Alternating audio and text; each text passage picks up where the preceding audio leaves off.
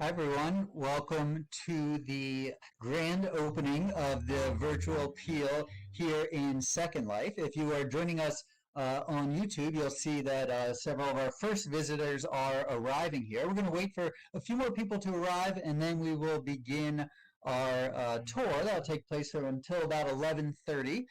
If you have arrived here, you are welcome to follow me. I'm standing by the front door, or you can feel free to roam around the island and go exploring and see some of the many surprises we have built in for you. And we'll start the tour I here am. at the There we go. Okay, I'm gonna hang up. we'll start the tour right here at the front of the building in about 2 minutes. If anybody cares to join me. Oh, mine is not. Can you hear me? Yes, and we're going to ask you to mute your mics, please.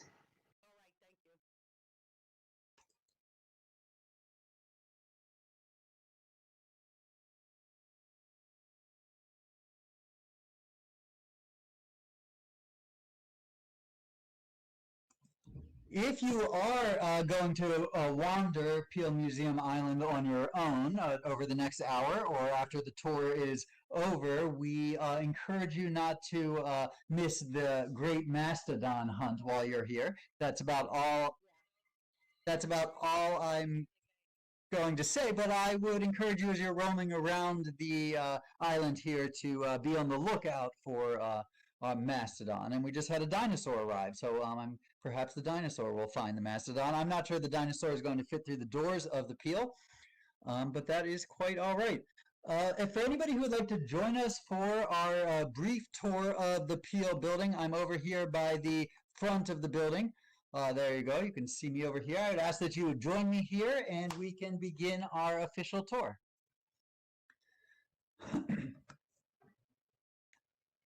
Great. Hello, everyone. Thank you so much again for being here, both those of you who are here with us in Second Life, as well as those of you who are watching on one of the variety of social media streams, which we are broadcasting out to here. My name is David London. I'm the Chief Experience Officer at the Peale, and it is my great pleasure to welcome you to the grand opening of the virtual Peale here in Second Life. You are currently standing in front of the virtual version of what is the oldest museum building in America. The building still exists today, and it is located on Holiday Street in Baltimore. The street does not quite look like our beautiful street here, but the building that you see is from the outside and pretty much from the inside a near exact replica of the physical Peale building. We've decided to stop calling it the real Peale and call it the physical Peale, and here we are at the virtual Peale. In a moment, we're going to step inside, and I said that the building was almost identical to the physical Peale, but the first room that you'll enter into is one exception to that.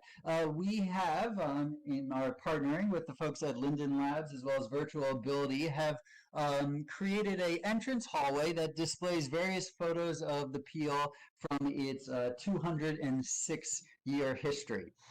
For those of you who don't know, you are joining us here on Founders Day. It was on this day 206 years ago, in the year 1814, that Rembrandt Peale, the founder of Peale's Baltimore Museum, opened his museum to the public, and so it is the perfect time to open our virtual Peale to all of you.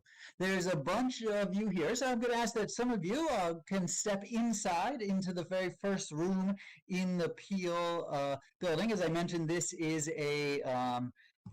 room does not mirror the physical Peale, although the images that you'll see here were on display in the Peale building.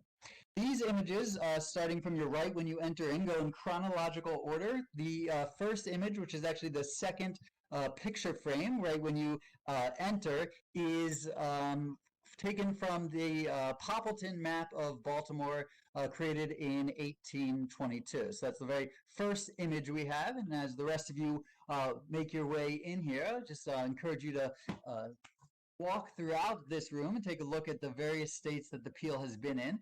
In looking at this trajectory, we like to see, and you'll see at the very last image, if you go from your right all the way back to the entrance on the left, is here at the virtual Peale in Second Life. We look at this as just another step in the very long and amazing history that this building has undergone.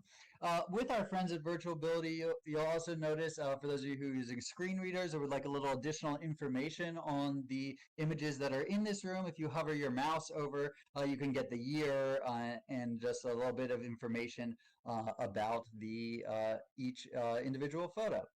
I'm going to step out since there's many people in here, but I just want to point out the image right to my left over here. I pointed out the second image from the Poppleton map in 1822. This image over here is from about 1919, and it was during this point where the building was not serving any museum or municipal purpose, and it was house a bunch of different industries. So there's a sign maker in here, there was a organ maker in the building, as we'll talk about when we step inside, that period nearly destroyed the building, and it was one of many times that the city was ready to tear it down. I'm going to let the folks who are just coming in the door spend a few moments in this room. I'm going to head over into the next room, which is our lobby here at the Peale. I'm going to try to, yeah, there we go. Try not to run into you, Bella. All right, and we'll just wait a few moments for some of the other folks to join us. If you would like to step into the Peale Gallery, which is the room directly in front of me to the right of the front entrance, you're welcome to peruse that room as well. I'll continue the tour in there in just a moment. I just want to make sure we're giving everyone enough time to take in the photographs in the front room before we move on. All right. There's a giant eagle. I'm not sure you're going to fit through the door, but let's try and see if you can do it. I think you can. There you go. Since an eagle has come in, I guess this would be a good time to start talking about some of the incredible history of the Peale family. I reference it in relation to the eagle because Charles Willson Peale, who was Rembrandt Peale's father, the Rembrandt Peale being the founder of this museum, he was deeply involved in America and American politics and the Revolutionary War. So he was literally fighting beside those who would become our founding fathers in that first war that we fought for independence. And because of these connections that he developed with the founding fathers, he was able, along with the rest of his family, to make a fairly decent living painting these great Americans and portraits of famous Americans. I will point out the first portrait that you enter in when you come into the museum over here on the right is a portrait of Rembrandt Peale, and that portrait of Rembrandt Peale was painted by Rembrandt's father, Charles Willson Peale. And if we then follow me into what we call the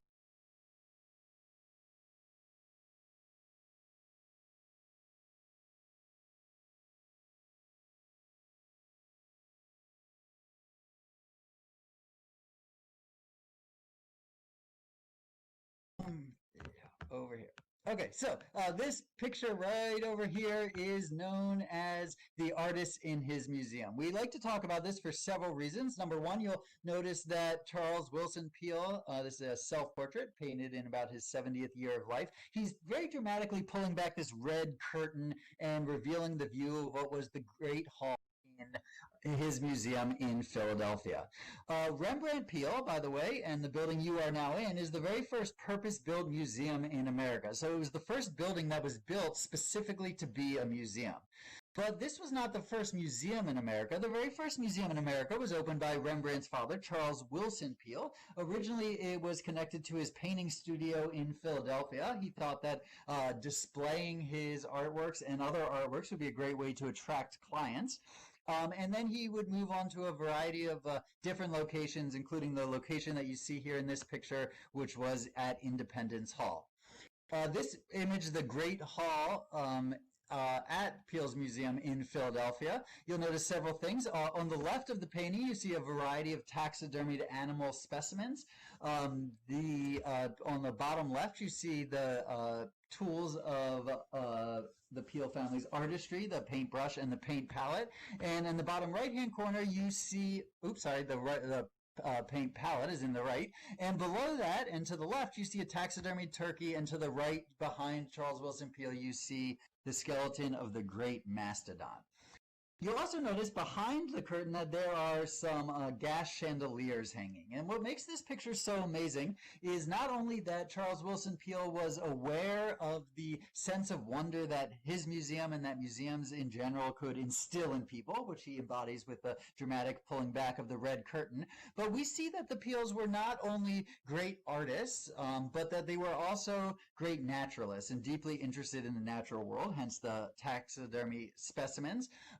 And the Gaslight, which we'll talk about a little bit more in just a moment. The Peales were always displaying the newest technologies in their museum, and the mastodon over here on the right. Now, before I talk about the mastodon, I want to draw your attention to this painting. Oops, I got lost. I want to draw your attention to the painting that is hanging in front of the fireplace. And this picture is called The Exhumation of the Mastodon, also painted by Charles Willson Peale. And let me spin around here. There you go. So right over here above the fireplace. And it's a very highly stylized painting, but what it was capturing was that in 1802, the Peale family caught wind that a farmer in the Hudson River Valley in upstate New York had found some giant bones buried in his backyard, and they entered into what became a fierce competitive funding battle against none other than Thomas Jefferson himself. But the Peale family, much to Jefferson's chagrin, was able to raise the money to exhume the mastodon from the ground first. They pulled together a massive team, and they actually put out enough bones to put together 2 complete mastodon skeletons. One was on display at the Peale Museum in Philadelphia from about 1804 onwards, and the second skeleton was on display right here at this museum exactly 206 years ago today, when the Peale's Baltimore Museum and Gallery of Fine Arts opened to the public. Now, I should probably mention that Rembrandt was only one of Charles Willson Peale's many children, and he had close to 10 children who survived to adulthood, and he not only taught them to be great artists, but he destined them to be great artists by naming them after famous artists of the past. So there's Rembrandt Peale, Rubens Peale, Angelica Kauffman Peale, Raphael Peale. But he also later in life, as he got more interested in the natural world, started to name his later children after some of the great naturalists. And so he sort of instilled in his children both this love of art and this love of the natural world. On the table in front of you, there is a book by Titian Ramsay Peale on the butterflies of North America. Titian was Rembrandt's brother, younger brother, and he, although he was a master artist, showed a particular penchant towards the naturalist side of his family's passions. And so he went on several great expeditions where he both illustrated and collected moth and butterfly specimens. And in fact, he, at his time, and still to this day, collected the largest collection of such specimens that have ever been assembled. A few other amazing things happened in this building as well. If you look over to the right over here on the large wall, right to the right where you came in, you will see that there is a illustration of a what Rembrandt Peale called the magic ring of fire. It was in 1816 that Rembrandt and his brother Rubens, who was running the museum in Philadelphia, decided that they wanted to install gaslight technology in their museum, and this was a brand new museum innovation. I should probably mention that Charles Willson Peale believed that museums, including his museum, should be institutes of the highest level of learning, and he thought that they should be publicly funded. He spent his entire career soliciting the founding fathers to fund his museum, ultimately unsuccessfully. But when Rembrandt opened this museum, he said, you know what?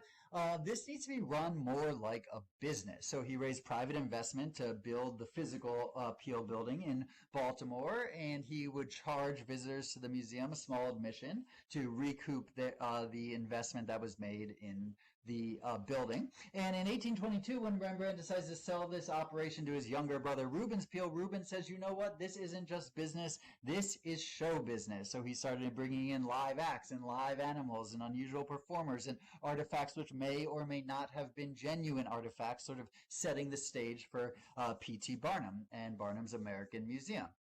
So I tell you that now because we were talking about gaslight technology, and Rembrandt and Rubens realized that there was no such thing during this time in 1816 of a nighttime attraction because it would get dark outside, and the only way to wander around would be with lantern and candle. And they realized that if they were able to illuminate their galleries, that they would be able to attract visitors during the evening hours and thereby sell more tickets.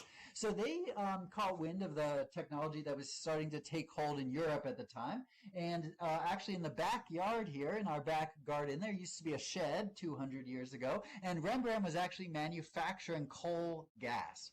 Now, coal gas had been used throughout Europe already for about 8 to 10 years for gas lighting, but one of the biggest complaints was its absolutely hideous odor. And so Rembrandt and Rubens developed a new system for extracting usable gas from coal, and they began to present their gas lighting within their museums on the contraption that you see in the image there, which they called the magic ring of fire. So they would pump the gas, bring the gas into the building in metal tanks, and it would be displayed in these rings of fire. Now, there were many people who decided that they didn't or they weren't able to afford to come into the museum. And so there are many stories of people simply standing outside during the evening hours on Holiday Street and looking up at the window and seeing the brightest artificial light that they had ever seen. Now, because of these innovations, Rembrandt got a contract with the city of Baltimore and started a company out of this building called the Baltimore Gaslight Company. For anybody who's familiar with Baltimore, that company now 204 years later has grown up to become Baltimore Gas and Electric Company, or BG&E. It's who we pay our electric and gas bills to every month. And in fact, it is one of the oldest companies in America that is still running. So that's pretty amazing. Now, this contract that Rembrandt got with the city of Baltimore was to install the very first gas streetlights in America, which made Baltimore the very first city to be lit by gas streetlight, which is why to this day we still call Baltimore Light City. Ultimately, Rembrandt was not able to turn that into a profitable business, and the control was taken back from him, but it did transform his museum during his reign here. There's a couple other things I will point out in this room just to tell you briefly about some of the other incredible history of the building.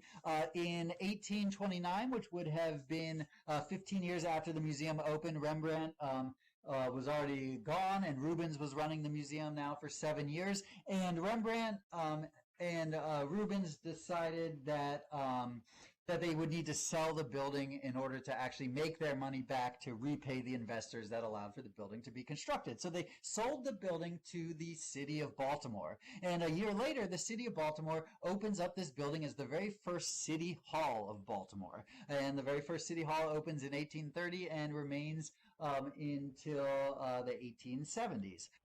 Until the new City Hall in 1865 was built diagonally across the street from the physical Peale, and operations were moved over there.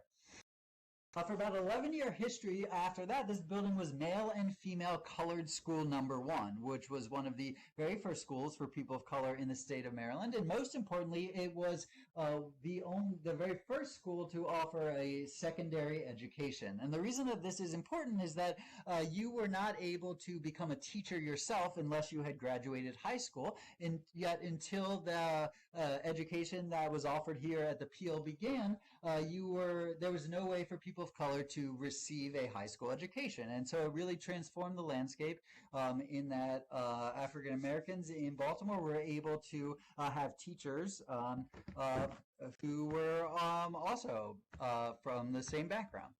And so as you're starting to hear, this building has been a building of first, the very first purpose-built museum, the very first city hall in Baltimore, the very first secondary school for people of color in the city.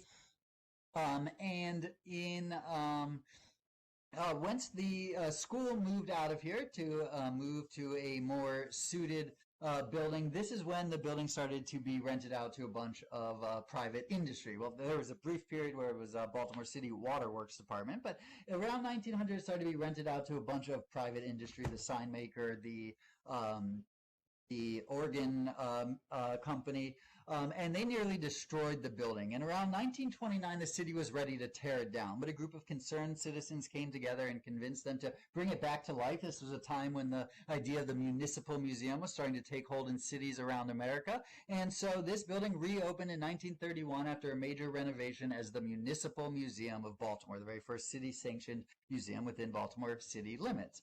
Now, the footprints of almost all the rooms that you will be in today are pretty much identical to the footprints of the rooms that Rembrandt would have built, but a lot of the design elements were added during the 1931 renovation, sort of a vision of how those architects believed that the building should have looked, even if it didn't.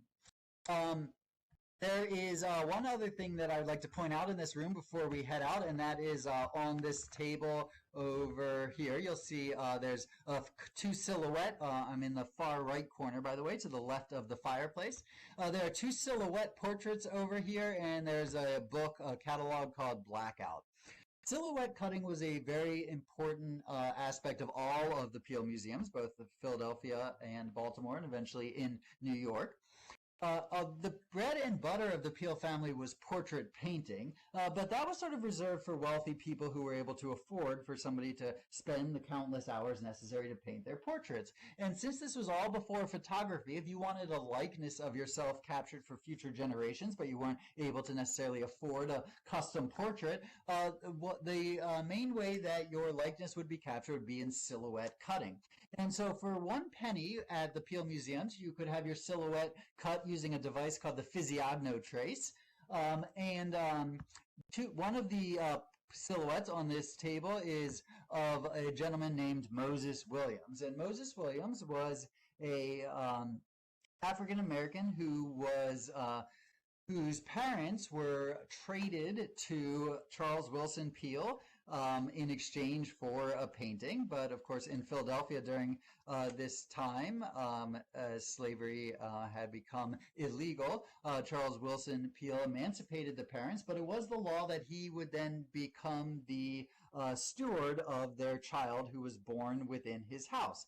And so Moses Williams was the child of these two people who had been traded to Charles Willson Peale. And even though Charles Willson Peale had taught all of his own children to be painters, he taught Moses Williams to be a silhouette artist. And Moses was able to charge 5 extra cents if you wanted your silhouette that was cut from the physiognotrace to be finished by him, which would produce a much better product. And he was actually able to make enough money doing this that he ended up, when he left the Peale household, he was able to buy a house and had a very comfortable living being a silhouette artist until, of course, photography came about and put all of the silhouette cutters out of business. The other silhouette on this table is of Angelica Kaufman Peale, another one of Charles Willson Peale's children, and we believe that that is a silhouette cut by Moses Williams. And lastly, there's the catalog over here, Blackout, and that was a exhibition about silhouette art that was held at the Smithsonian. That catalog is still available online in case you are interested. We're going to move out of this room and sort of move out of the Peale history, but I wanted to take a moment to answer any questions if anybody had any. I know it's a whole lot of information. One thing you will notice is that this building is filled with an infinite amount of stories, and that's why today we consider ourselves a home for Baltimore stories. And the building itself is one of the manifestations of that. So are there any questions about the Peale family or the Peale building history before we quickly move on? No? Okay. I will have you then briefly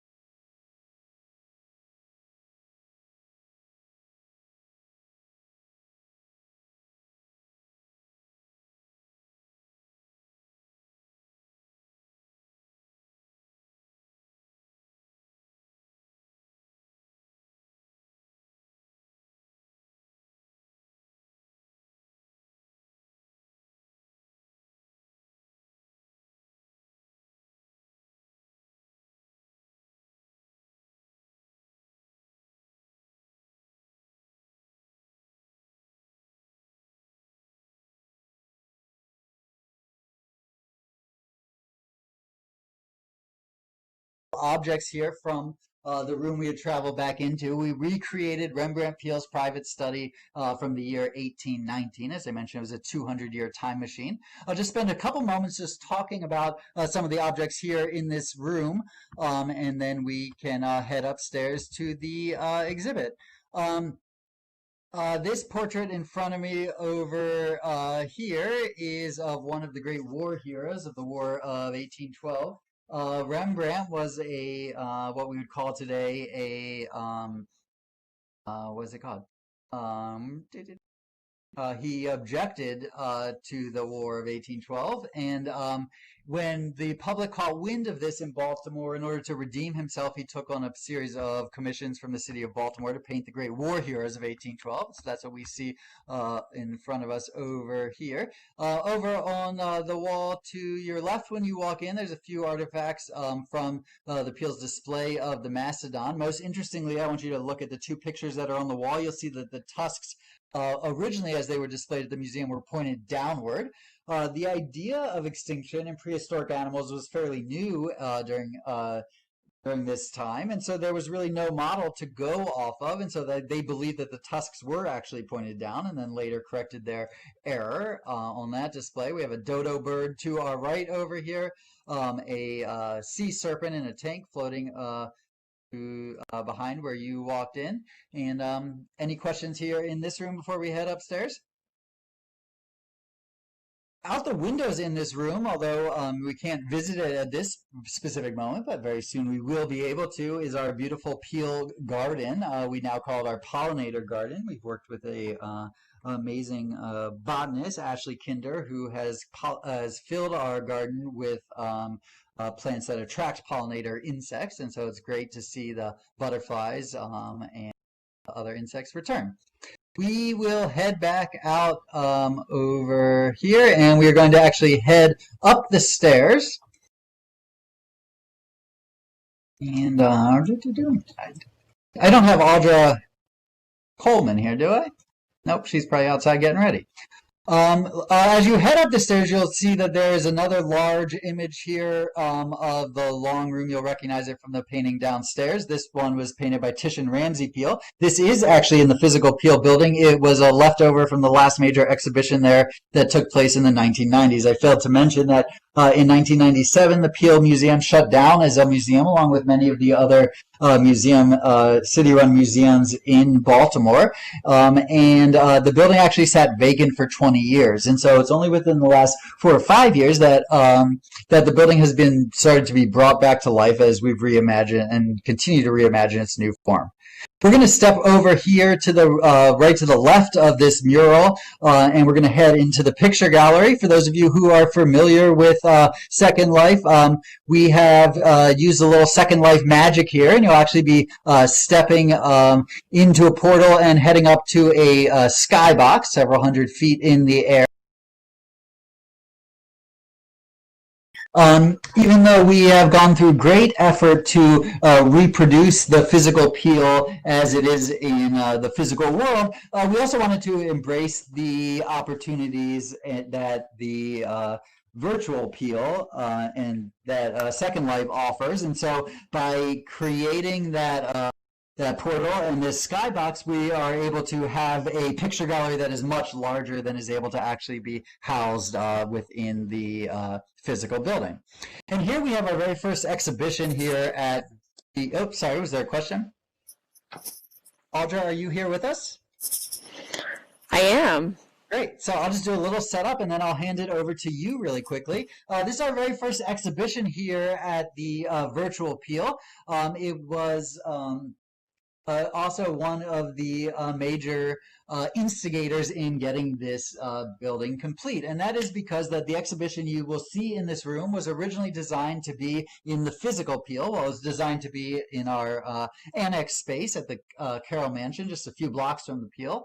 However, it was just a couple weeks after COVID hit that the exhibition was supposed to open. And so with Virtual Ability, we have recreated the exhibition here in the virtual Peale. The exhibition was led by Professor Audra Buck Coleman from the University of Maryland, who is here with us today. So I'm going to let her talk about the exhibit herself, and I hope that all of you are also able to stick around for the panel discussion that is being hosted in conjunction with this exhibit that will start in just about 30 minutes. So Audra, thank you for being here, and thank you for all of your work, and I'm going to hand it over to you now. Of course. Thank you, David. Hi, everybody. Welcome to our exhibit. I also want to call your attention to a creative and marketing director.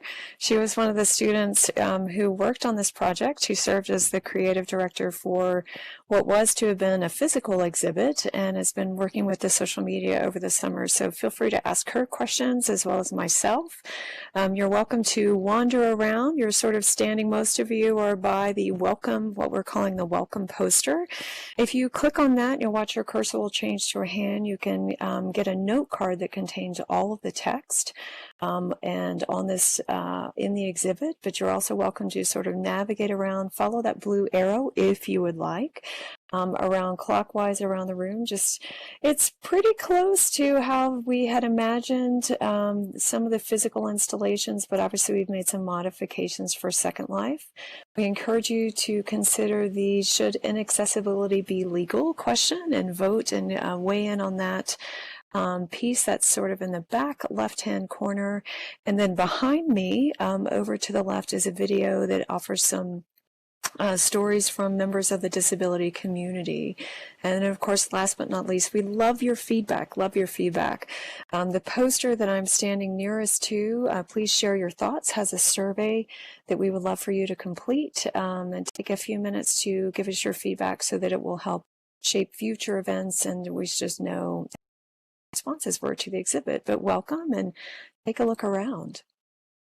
Thanks, Audra. And I just want to say, since our tour was originally scheduled to go till 11:30, and now that you are in the self-guided part of looking at this exhibit, I just want to say a final few words, and then if anybody has any questions, you're welcome to ask them. And then other than that, you are welcome to explore for the next 25 minutes or so, be it here in the exhibit, the rest of the Peale building, or the rest of Peale Museum Island. So I mentioned that the museum reopened in 2015. And now we think of ourselves as both a center for Baltimore stories as well as a laboratory for new museum and cultural practice. One of our top priorities is accessibility, which is why this partnership with Audra and her students was so ideal. And we are now have the amazing opportunity to imagine what is the future of museums, and we get to do so while working out of the oldest museum building in America, which instills a lot of passion and excitement in us. And so we are always questioning how a museum can operate, what a museum can be. We entered through a portal to come to this skybox, but we think of the Peale as a portal, and it's a portal to neighborhoods in Baltimore that you might not get to go to. It's a portal for people outside of Baltimore to experience the incredible stories of a city that often gets a bad rap. One of our taglines is "See Baltimore in a New Light," which we think is very important part of our role today to portray Baltimore with all the amazing creativity and ideas and innovation that stems here. And being here in Second Life, you can is another example of how we sort of continue the spirit and tradition of the original Peale family. We are incredibly interested in not only showing art and artists, but presenting new ideas and also utilizing and sharing new technologies, such as the complete virtual museum. So that is all I have to say. If anybody has any questions, feel free to type them in the chat or voice them out loud to me. I'll also be here all day. And at 11:35, I encourage you to continue perusing around the exhibition itself, continue perusing around Peale Museum Island. And I want to thank you all so much for being here for our grand opening of the virtual Peale 206 years to the day after the physical Peale opened in Baltimore, Maryland. Thank you all.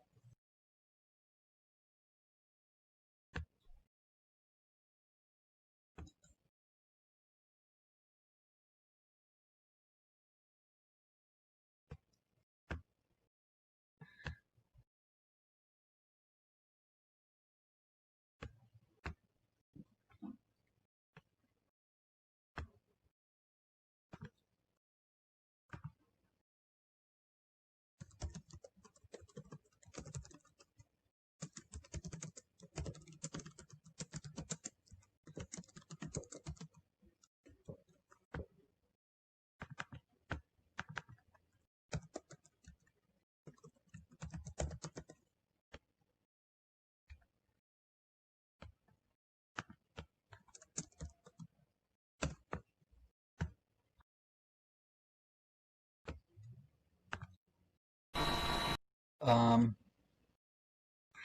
Somebody did pose a question to the group. They said, did Charles Wilson Peale meet Thomas Edison, Isaac Newton, or George Washington?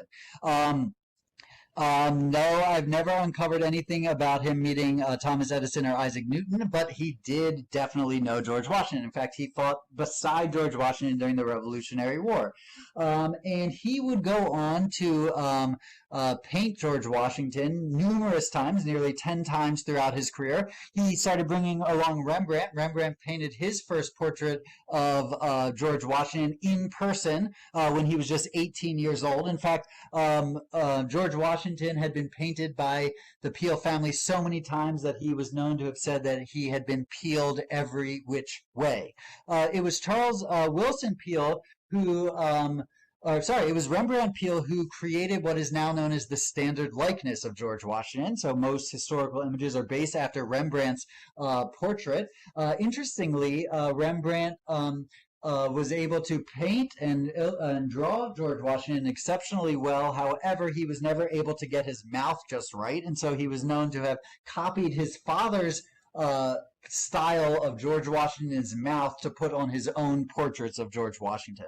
So yes, they were very closely acquainted with George Washington. In fact, if you just Google at any point Peale and George Washington, you can see the variety of portraits that the Peale family painted of our very first president. Thank you for the question. David, there's also a question about will there be any videos from this event? So obviously you all are streaming from the opening right now, but will those be accessible later? Yeah, so it is currently being broadcast to a variety of platforms all through the Second Life streaming platforms. And so it's on Second Life's Facebook, YouTube, Periscope, and I believe Twitter right now. Strawberry, you can chime in if I missed one of them. This will be documented and available post after today as well. And we do have a live cart transcriber as well who is transcribing everything that is being said, and those captions will be are visible right now on if you're watching on YouTube, and they will also be visible for anyone who would like to use them once the recording is available.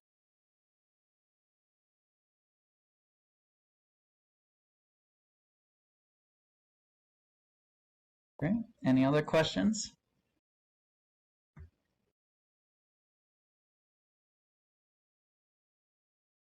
All right. Well, once again, folks, I really appreciate Sorry, you there is being... one other question. Yes, please. Hi, this is Maya. Hi, Maya. Someone asked, does the virtual site transport characters to different areas of Baltimore? It does not presently. It is something that we are in conversations with to figure out how the physical building can do so. And so I think that will definitely translate to the virtual building through very different means. The building as it stands right now in Second Life is, although we are beyond ecstatic, I can't even tell you, since we've been under renovation, even prior to COVID, we haven't been able to be in our building. And so I can't tell you how excited we were the first time we walked in to literally feel like we were back in our building, which we had been locked out of for several months at that point. When we reopen, we will and are in conversations now exploring what it means to be a portal. And so here in the virtual Peale, we have some doors that are not yet able to be opened, and we have many ideas for how we can utilize this space to experiment and test ideas of how the physical building can serve as a portal, but also embrace the unique offerings that are available in a virtual world here in Second Life to explore other ways that you can be transported not only to Baltimore, but to places that are connected to Baltimore from this one location. So whoever asked that question, I think you are spot on in aligning with our vision for both what might be possible here in Second Life, but also what might be possible in our physical building once we get back inside.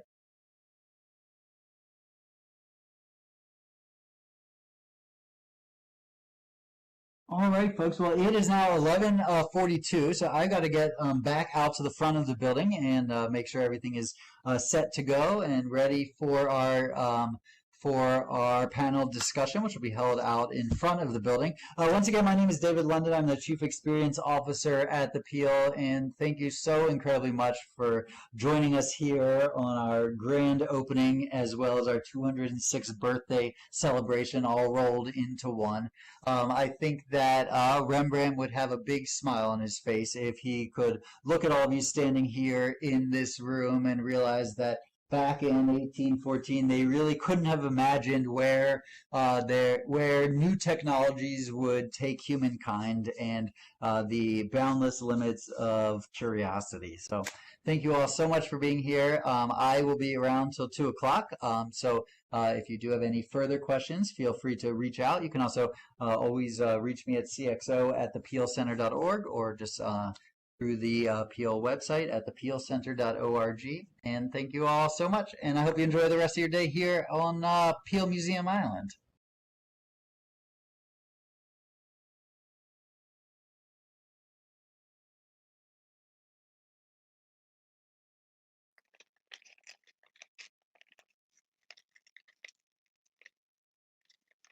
I'll go back small. See.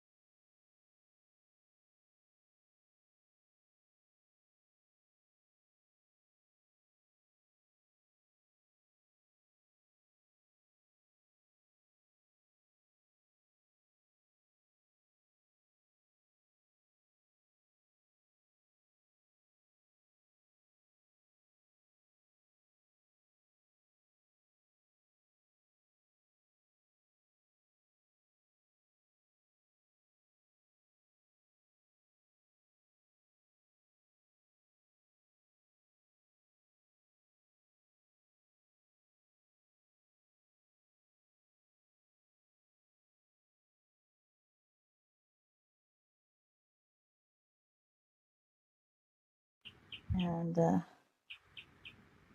everything looking good to you, Gentle Heron? This might be a good time to ask the other panelists to do a voice check through the audience. Sounds good. Jeremy, would you mind going first? Yes, hopefully everybody can hear me okay. Sound good to me. All right, George? Yes, can everyone hear me at this level? Sound good to me as well. And Audra, although you are still rather amorphous for me, I think I can hear you. Can you say something to make sure the audience can as well?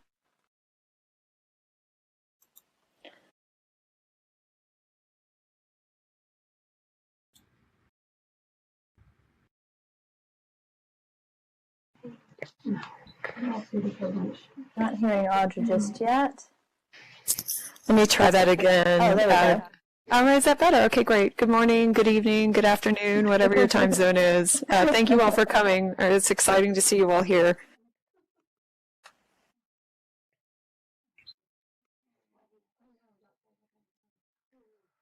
Suk Nora, could I ask you to mute yourself, please?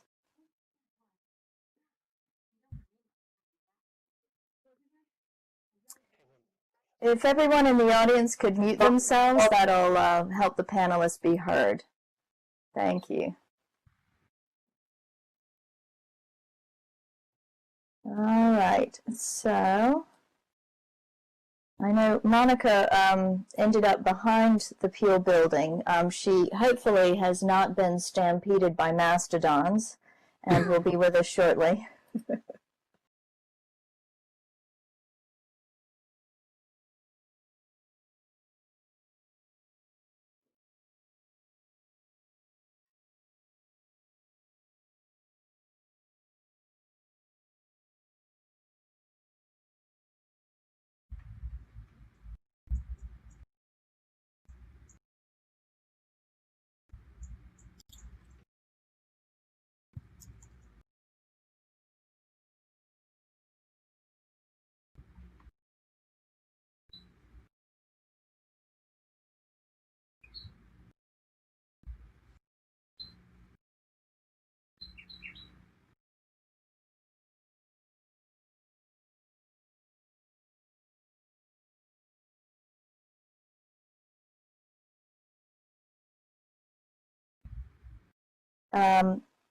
One of our panelists, Monica Rhodes, is having some technical issues. She's just going to log off and come right back in. So let's just give her a couple more minutes and then we will get going. Good question from the audience about CART transcription, and Gentle Heron has just pasted a link in the chat to the full live transcription.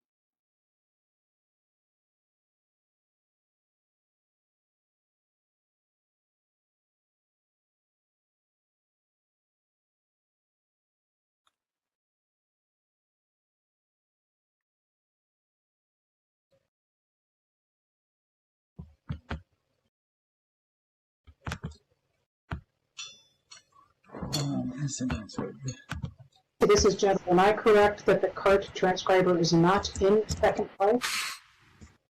That is correct.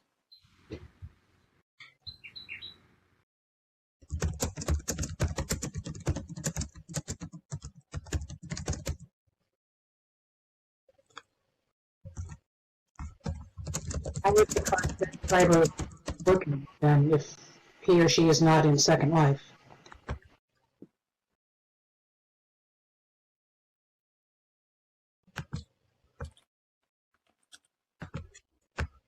I'm sorry, Gentle, can you repeat that?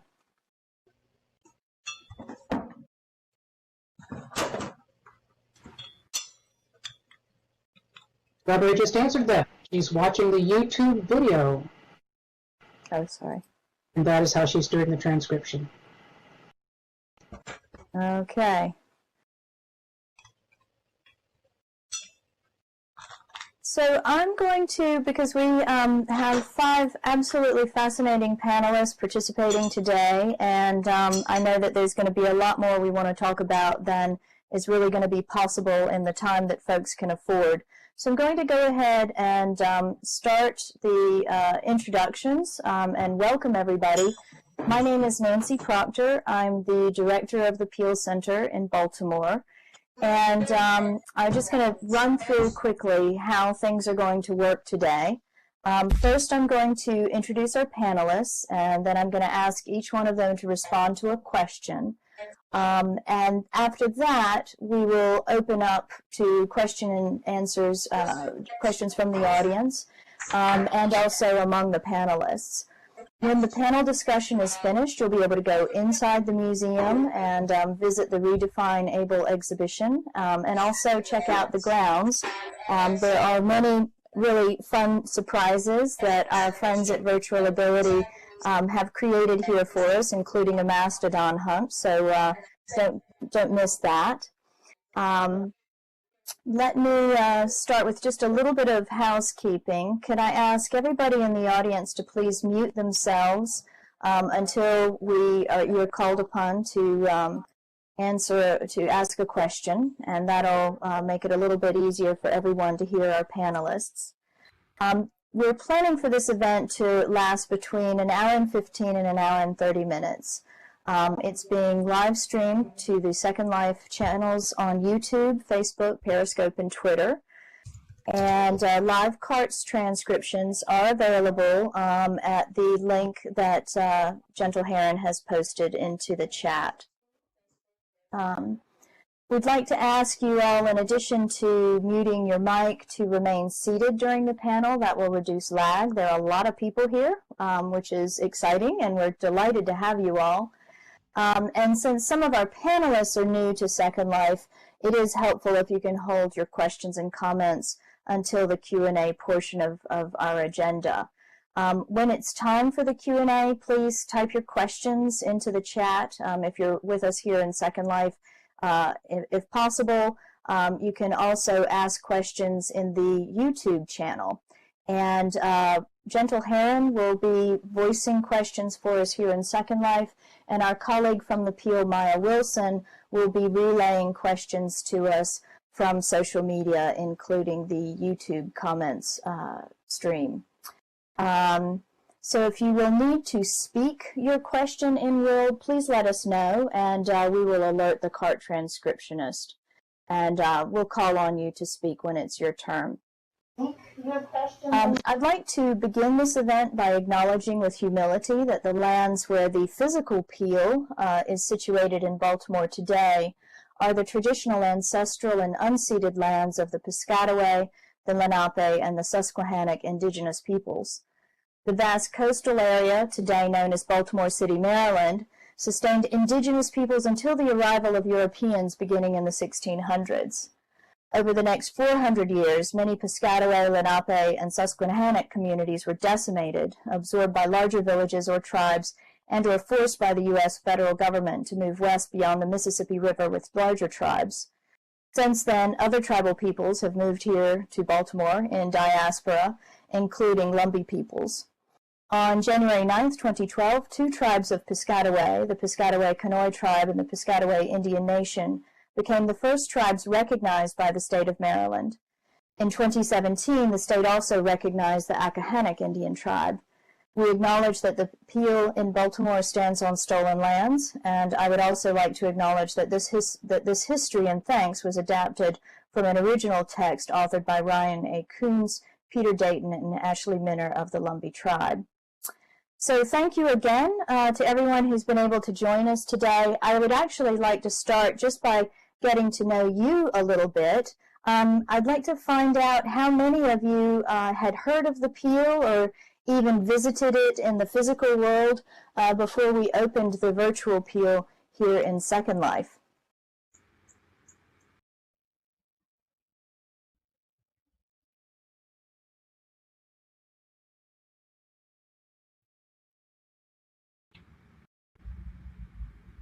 And you can type yes, you knew of the Peale before in the chat.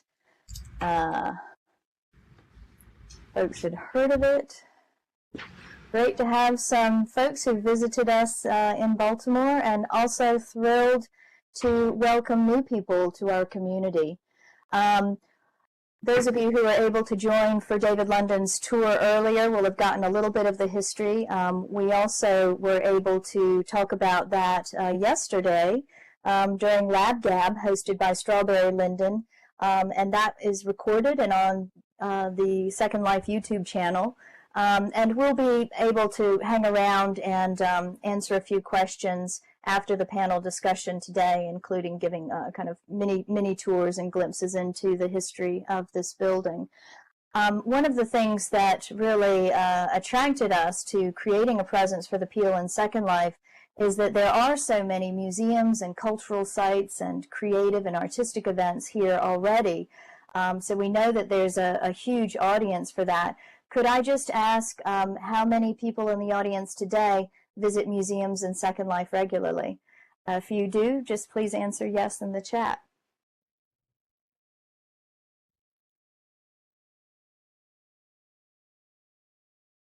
Okay, this is coming up.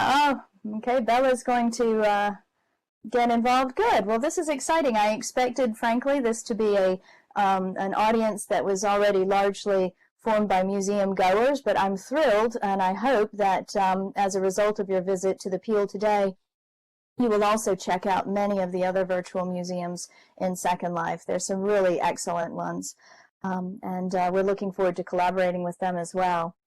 All right, so now I would like to introduce our panelists, and let me just change, there we go.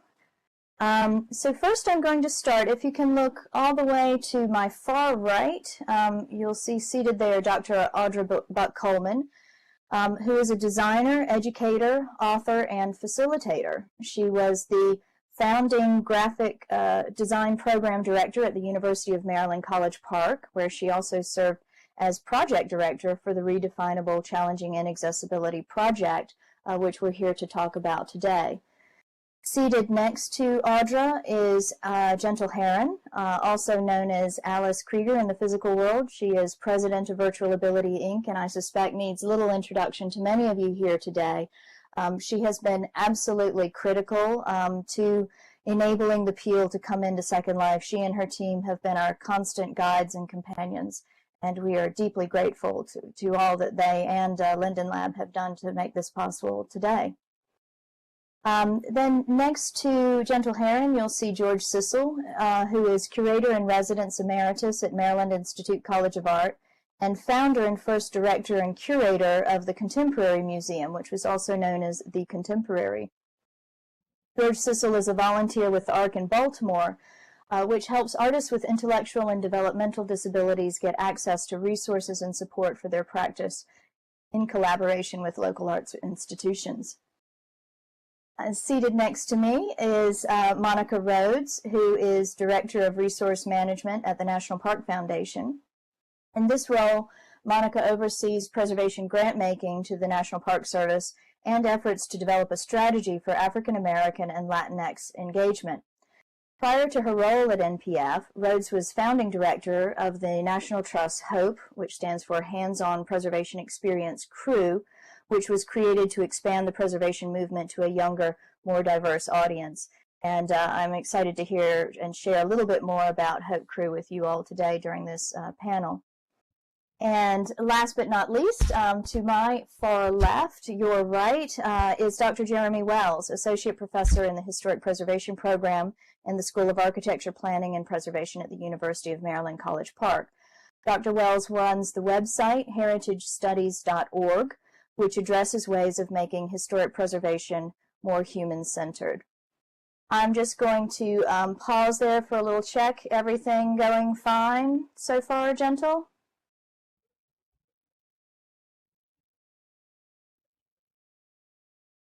Looks good if I remember to turn my speak button on.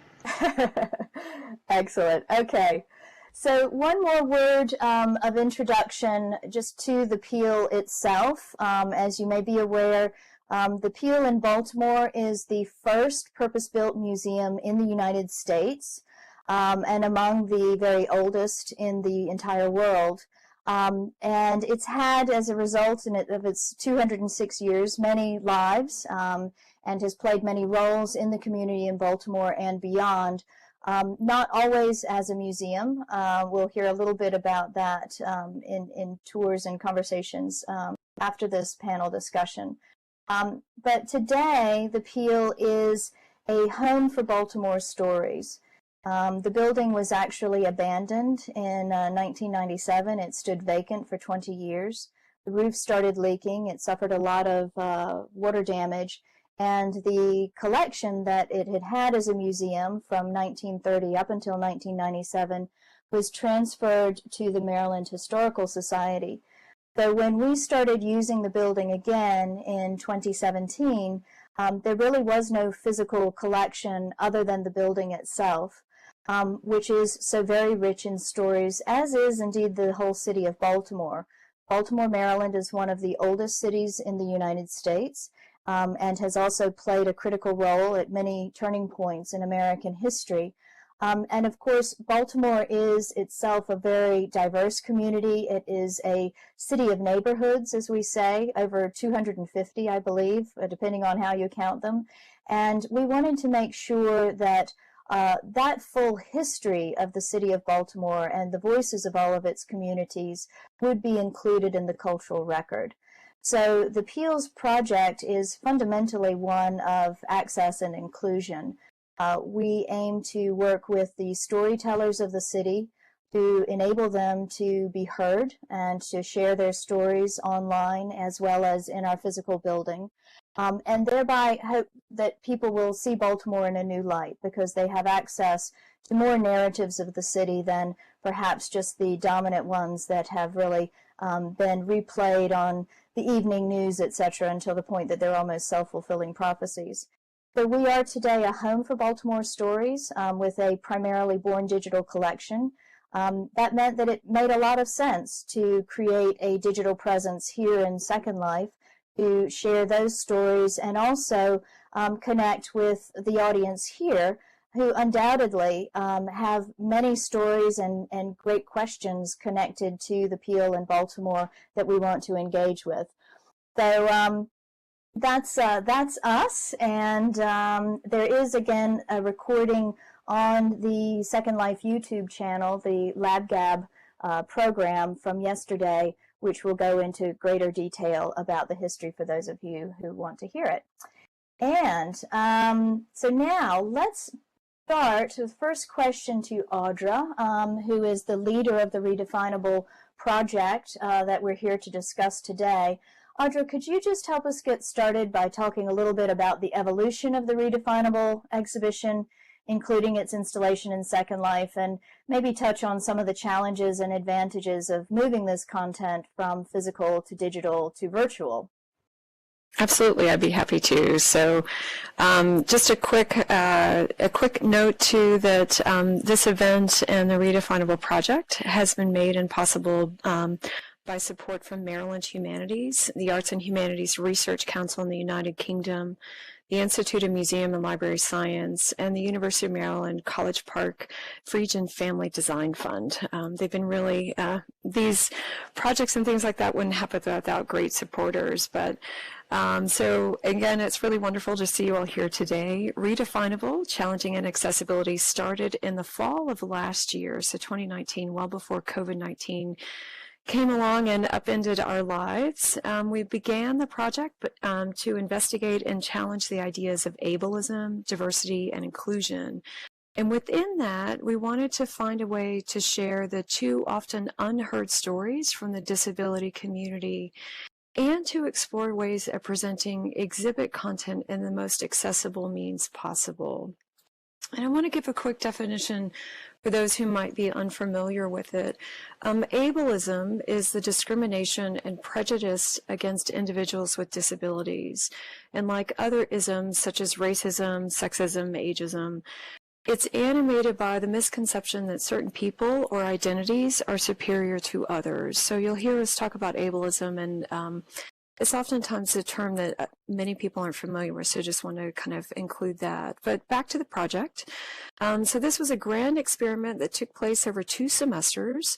And my graphic design students at University of Maryland College Park research disability and inclusion-related issues and work with members of the disability community to build content for this exhibit. And that exhibit was going to be installed in 2 different physical spaces: the Carroll Mansion, a 4-story historic building in Baltimore that the Peale was using while their physical building was under construction, and also a student gallery space on University of Maryland campus, the Herman Merrill Gallery. So my students were working away. We were working with members of the disability community, building, this, preparing for these physical sites, also building a complementary exhibit website so that those who couldn't get to those physical spaces would be able to at least access the content there.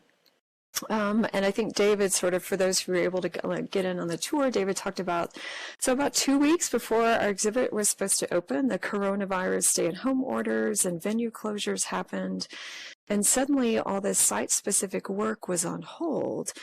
And if back then, the thinking was that, well, we're just all going to stay home, flatten the curve, everything's going to be fine in a few weeks. So we anticipated, all right, well, we'll just put this on pause and we'll open as planned originally, maybe in June or July. And of course, as we all know, those closures and interaction limitations continue today. And by early June, this became clear that like a physical exhibit wasn't going to be happening anytime soon, but we had all of this great content and wonderful designs that we wanted to share with others. So now what, right? So then we pivoted to a social media exhibition. We had already, again, planned to have that website, and so we started beefing up in the idea of what role that website might play. And of course, this brought in questions as to, well, what is an exhibition anyway, or a museum? And this debate is happening in the professional museum world too. Many galleries and museum spaces were sharing links to online content and calling them quote unquote exhibitions, but like, is that really what we think about it if you can't visit a physical space? So anyway, but sure, we'll try this, we'll give it a shot. But again, there's this mission of, we want to deliver this content. Digital seems the right way to go, given COVID. And how do we maintain this being as accessible as possible? Because, and true to kind of the mission of that project, because for the physical exhibit, we had built in, or had planned to build in accessibility through some different components. One was this table set with examples of universal design. There were objects, physical objects that would be in that space. You could touch, you can interact with them, you could see how that universal design was there. We were planning this tactile track around the perimeter of the exhibit, so if you couldn't see, you could follow that with your cane. You could also access some of the QR codes to connect to your smart reader. So trying to get that accessible for those who might not be able to see. We had a mirror selfie idea that was going to offer this social media moment, as well as an opportunity to talk about the importance of mirrors to the deaf community. And then we had this really fun marble run, like you can vote inside the exhibit. And again, if you haven't been in there, totally, absolutely would love to see you there after this panel. But in our physical exhibit, we were going to have these great marble runs. My students created these really lovely winding, things. You would select a marble, vote yes or no to this question about should buildings be allowed to remain inaccessible, and you would hear the drop, you would see the marble roll, you'd hear it clunk into the container that which way you voted would contain your marble. And then we had talking scales. Again, for those who couldn't see, then you could hear the difference in weight between the resulting yes container and the no container. All right, these were all great for physical spaces, but how are we going to do this digitally? right? How are we able to convert this content, such as the marble voting without, or the universal design objects, without the touch aspect? And certainly with COVID, we wouldn't want the touch aspect right now anyway. So some things we're able to translate, some were not. So starting in mid-July, we launched the website and some social media communications. We're employing Twitter and Instagram, Facebook, and TikTok, with the effort to be as inclusive as possible, both in terms of being what are more text or image-friendly social media channels. Obviously, Twitter is much more text-friendly, Instagram much more visual-friendly, and also meeting users where they were in terms of their social media patterns. So what does all this have to do with Second Life? Well, so about mid-June, we were presented the opportunity to go and create sort of a third, if you will, version of the exhibit in Second Life. I'm absolutely a newbie to Second Life. I'm still running into walls and all of that.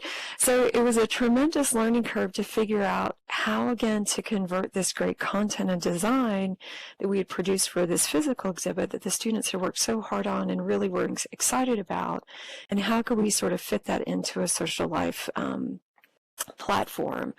So, obviously some of the benefits of bringing this into Second Life were that this felt the most like what we think about as a traditional quote-unquote exhibit. You can walk, you can roll, you can fly around, to access the content. You've got that immersion aspect of being in a virtual room, which is similar to a physical experience.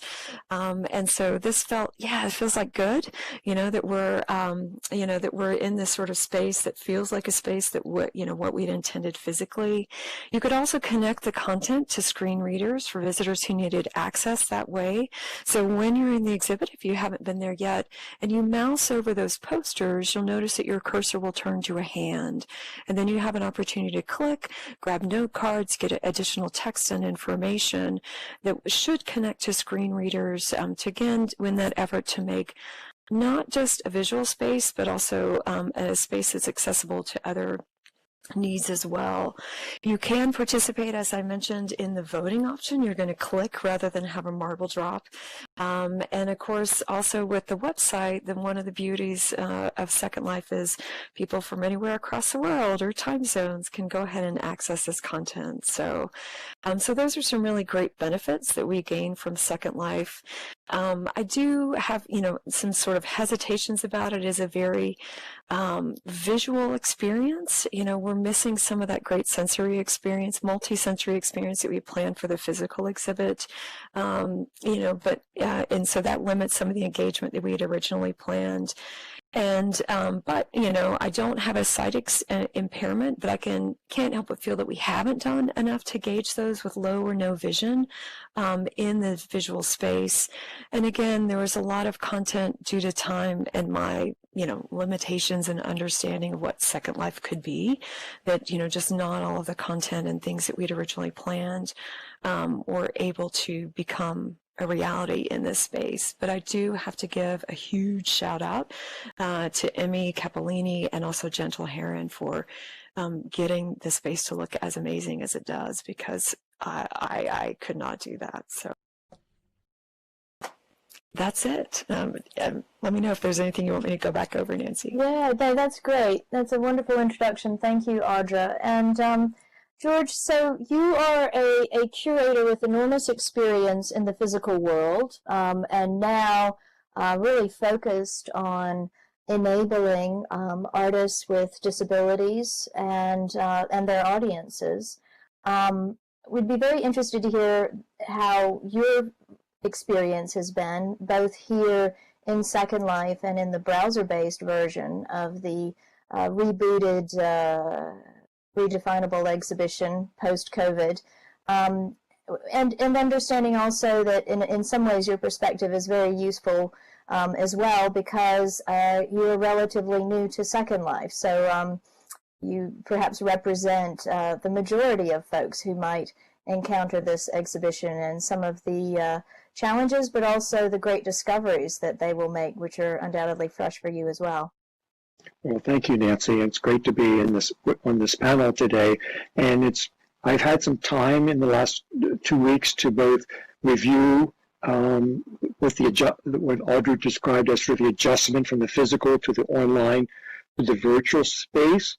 And as you say, I have a lot of familiarity with the physical space in terms of exhibitions, and somewhat in terms of the online format methodology for exhibitions nowadays, and understanding certainly of what the potential and limitations of online exhibits are. But the virtual and specifically Second Life was completely new to me. So I'm, like Audra, a newbie, much newer. I mean, I'm, within hours, so to speak, of the experience. So it's been wonderful for me to encounter and sort of compare and contrast the differences with both the potential and the achievements that have happened. But I first want to talk about, I guess, the response to the content information before I talk about the format of the online versus the virtual. And that is the content and information that Audra students put together. It was very clear in everything they put out, in every panel on the website and everything that was incorporated into Second Life, that their goal of talking about inaccessible designs have solutions was in everything they tackled. There was really nothing that I was looking for that wasn't there. Again, how that was illustrated or portrayed or communicated, either with AV or stylistically or aesthetically, is a whole separate discussion. But in terms of the content and the information itself, it really was quite flawless. And I also want to respond to my experience of the online versus the virtual exhibit. I heard the other day from the creative director from Audra's class, who made a comment that perhaps if they had known beforehand about Second Life, they may have considered it. Well, I think that says a lot, that a student is looking at this new format, separate from the online, and seeing how they may be complementary or supplementary to one another. And that really was my experience, that each had something to offer, but together, a collaboration together would be the best of both. I'll give you an example. What was gained by Second Life format was we have the historical building context that the show is in. We have the skylight, we have the rugs, we have the molding, we have the building we enter, all those kind of ornamentations that go around that, of course, we cannot have online. Secondly, that in the virtual space, they were able to add things that were not included on the online version. Specifically, which I thought was the most important addition in terms of content, was the two models of disability, meaning the medical and social models. And because the online exhibition was really looking at challenging physical spaces and universal design and obstacles and challenges that we confront in those spaces, right? But what was not addressed was intellectual and developmental disabilities. And so that I find in the virtual space, because of that addition of a whole panel, an educational panel, explaining to us the history and the differentiate between medical and social disability models. And the other thing that was, I think, gained was that they were able to add an additional participation vehicle, in addition to the voting that Audra talked about.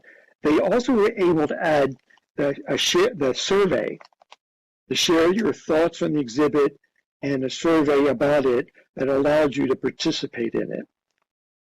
Now, that said, what I felt was lost in the experience of Second Life that was on the website were the incredible essays that each essay really allowed you, if you wanted to learn more and to learn from scholars and historians and architects more about these issues, you had those essays.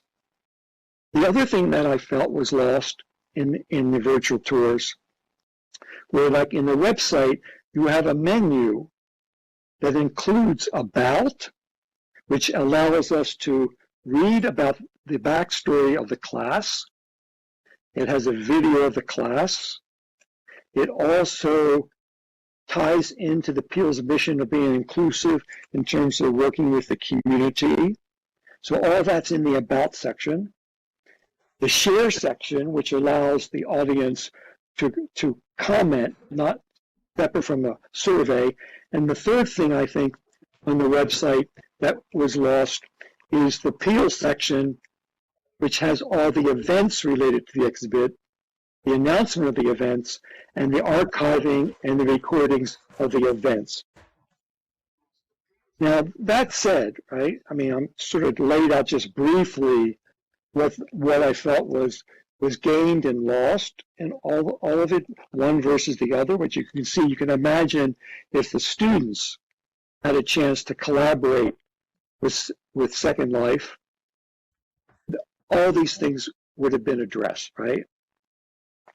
What I would have come out of it as a curator and educator myself is that this served as a laboratory and models for curators and educators to learn from. And as you said, not just post-COVID, as which museums are going to really start to have to really pay attention to, but why weren't we looking at these kind of models beforehand? And I think Audra in her wonderful article and exhibition Redefined by a Pandemic lays that out very, very clearly. George, I'm so glad you brought up this word, laboratory. That is part of the role of the Peale in Baltimore as we see it today. Because we're a startup, we actually have the luxury of being very experimental in what we do. We're a small team, we can move quickly. And so we hope that by doing experiments like Redefinable and indeed the whole virtual Peale in Second Life, we're able to share some learnings that will be useful to other organizations and creators and storytellers as well. You said something else that really resonated for me. Why weren't we doing this all along? And I've been involved with technology in the museum and cultural space since the mid-90s. And it's been kind of ironic to me that it's only with COVID that we've put such an emphasis on our online presence. And as a result, surprise, surprise, our audiences are growing exponentially. And so I've also had this sense of, why weren't we doing more of this all along? I, of all people, should have known better. So, well, it's interesting, Nancy, because I know your work, from 10 years ago in terms of museums and the web and the pioneering work that you were doing there. But again, it was isolated and separate from the larger museum picture. I mean, I know you were trying to introduce best practices by using those formats, but I think that, but now I think, as you say, people are going to be forced to have to shift gears here. That's right. I don't think our audiences are going to want us to go back to our pre-COVID practices entirely. And so on that note, actually, I'd like to hand the mic, so to speak, to Gentle Heron. Gentle, you have in fact been our Virgil in this new land. Really, we got to know each other because of the MuseWeb conference, which was going to be held in Los Angeles starting on March 31st this year, and obviously couldn't happen in person. So with kind of less than 3 weeks to the start of the conference, we had to move everything online, and frankly couldn't have done it without Gentle Heron and Virtual Ability's help, as well as the kind introduction that Draxter Dupre, I'm sure many of you also know, made for us to Gentle and to Virtual Ability. And they built us a whole auditorium, which some of you may have seen on the other side of this island, where we held the conference's closing plenary, which was actually also about accessibility in virtual worlds. But you are, again, the most experienced person I know, both in building exhibitions in virtual space and making sure that those virtual world experiences are inclusive. Gentle, can you just speak a little bit about the power and the potential of the virtual world to overcome the barriers that society creates in the physical world, and also what are the most effective strategies for integrating this kind of a virtual world experience into a cross-platform range of options for audiences of different interests, needs, and abilities? Nancy, your question makes me smile. I want to thank you, and I want to thank the Peale for the opportunity for Virtual Ability to participate in this historic project. It has been really great working with your museum and your staff, and with Constantine Linden and the Moles, and with Brett and Strawberry from Linden Lab. It's always magical when you see bare ground sprout up a brick building and then period furnishings appear on the inside. It's wonderful. For those who don't know us, Virtual Ability is an international cross-disability peer support community. We've been in Second Life since spring of 2007. Our mission is to support the participation of persons with any kind of disability. So that's physical disabilities, mental, emotional, developmental, or sensory. We help these people become functional in virtual worlds. And of course, that means we're very interested in accessibility. And when we found out that the Peale's first exhibition in Second Life was on that very topic, that definitely caught our interest in collaborating. So the Peale's commitment to full accessibility of their programs is definitely to be commended. We've found Second Life to be highly accessible. We have members of our community who are totally deaf, totally paralyzed, or totally blind. Over the dozen-plus years that we've been on operation in Second Life, we've been able to help everyone who wanted to be part of the virtual world learn to operate their avatar here. When I started thinking about your question, as in the physical world, accessibility has two major components. One of those is structural, and the other is social.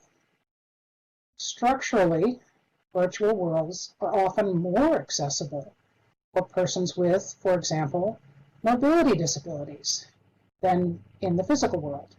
I'm a wheelchair user. I don't need to worry about public transportation here because we can teleport. There is no public transportation where I live now. I don't have to worry about stairs here, like on the front entrance to the Peale's historic building. My avatar can walk or roll up them. There are a number of tools that hearing persons can use to convert spoken words to text so that the deaf people can hear spoken conversation nearly in real time. And today the Peale is offering part transcription of today's session, and that works in Second Life as well.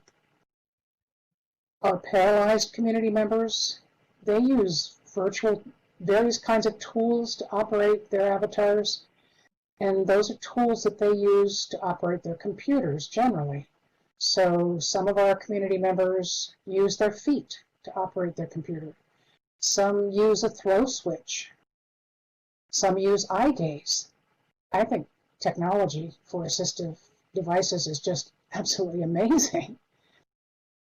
And with the necessary tools, blind people can navigate, they can interact in the virtual world as well as they do in the physical world. Yes, Second Life is a highly virtual environment. So is the physical world. Using a third-party viewer called Radagast, along with their screen reader, such as JAWS, we find that our blind members are full participants in our various community activities. And the viewers for sighted persons are highly adaptable. You can turn off visual elements that bother you. You can change the lighting to the level that you find most comfortable. You can raise or lower the sound levels and change the size of the text and the interface elements. Often we found that there's more than one way to perform any function, such as walking or communicating. So that is actually built-in structural accessibility to this environment. There are still some barriers to full accessibility in virtual worlds. One structural barrier is that the avatar's hands are not able to form the shapes necessary for ASL sign language communication. But the main barrier to full accessibility in the virtual world is social. For instance, the default name of items constructed in virtual worlds is object. So imagine how frustrating it is for a blind person's environment to be described by their screen reader in terms of object, object, object around them, without specifying if the object is a chair, a tree, or a poster. In virtual ability, we know that we need to name each seat individually so that a blind person can distinguish them. The social component of accessibility, as I thought more about it, comes down to awareness and education, mainly about universal design. And that leads us back to the Redefinable exhibit's messages. And it also leads to an article we published way back in 2009 in the Journal of Virtual Worlds Research. That article was titled Universal Design for Virtual Worlds. And in that article, we described 3 different approaches to building in virtual worlds. One approach would be to ignore universal design accessibility. That sounds bad, but in fact, that might be the appropriate method for demonstrating historic buildings or some artistic creations. A second method would be to emulate all aspects of physical world universal design principles in building construction in virtual worlds. That, of course, is very good if you're trying to educate people who are designing in the physical world. And then there's the hybrid approach. And you can see that here in the virtual Peale Museum. And Nancy has posted the URL to find that article. And Maya, I think, can repost the URL to the article in Facebook and YouTube. So thank you, Nancy. I appreciate the opportunity to be here today. Well, thank you, Gentle. We wouldn't be here without you and your team, and as you mentioned, the incredible team at Linden Lab, who have just been such a joy to work with and so welcoming and supportive of everything that we wanted to do, and great listeners, too. So I know they're taking notes on how Second Life can become even more accessible as a result of the feedback, things that they hear today from the Redefinable exhibition. You brought up, Gentle, the some choices that are being made about historic buildings and what kinds of accessibility can and should be included in them. One of the great experts on this that I know, and I'm delighted she could join us today, is Monica Rhodes. Monica, could you take up that point and talk to us a little bit about the power and the potential of digital for physical historic preservation, and also where you see limitations in terms of what we can do in the physical world that might be enabled through other kinds of digital access. Thank you, Nancy. Can everyone hear me okay? Just talking, leaning into my mic. You sound good. Thank you very much. And before I get started, Nancy, I just want to, again, thank you for inviting me to join the panel today of some of the great thinkers in this space who are doing work to make the world a more accessible place. And I'd also like to give a special acknowledgement to Gentle for her assistance in navigating this new world for me. So thank you again. Nancy, you raise an important point about the power and potential of where our world is digitally now, and the connection to the historic preservation world. I think while we may not be able to physically visit these resources for a myriad of reasons, and especially also now with the pandemic, I think the opportunity to connect to these sites beyond the built environment is an ever-growing reality. I think you see it in the places that the National Park Service now is increasing its efforts on accessibility. In particular, the websites of the National Park Service are all now, for the most part, 508 compliant. And that makes the websites easier to be read with either be read with the screen readers and other types of devices.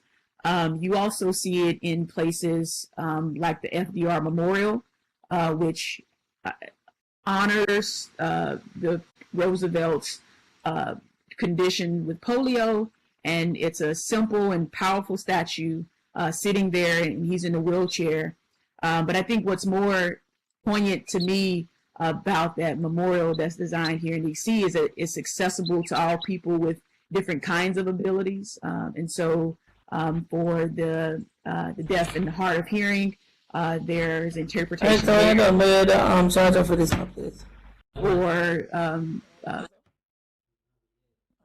people who are blind. There's also Braille there.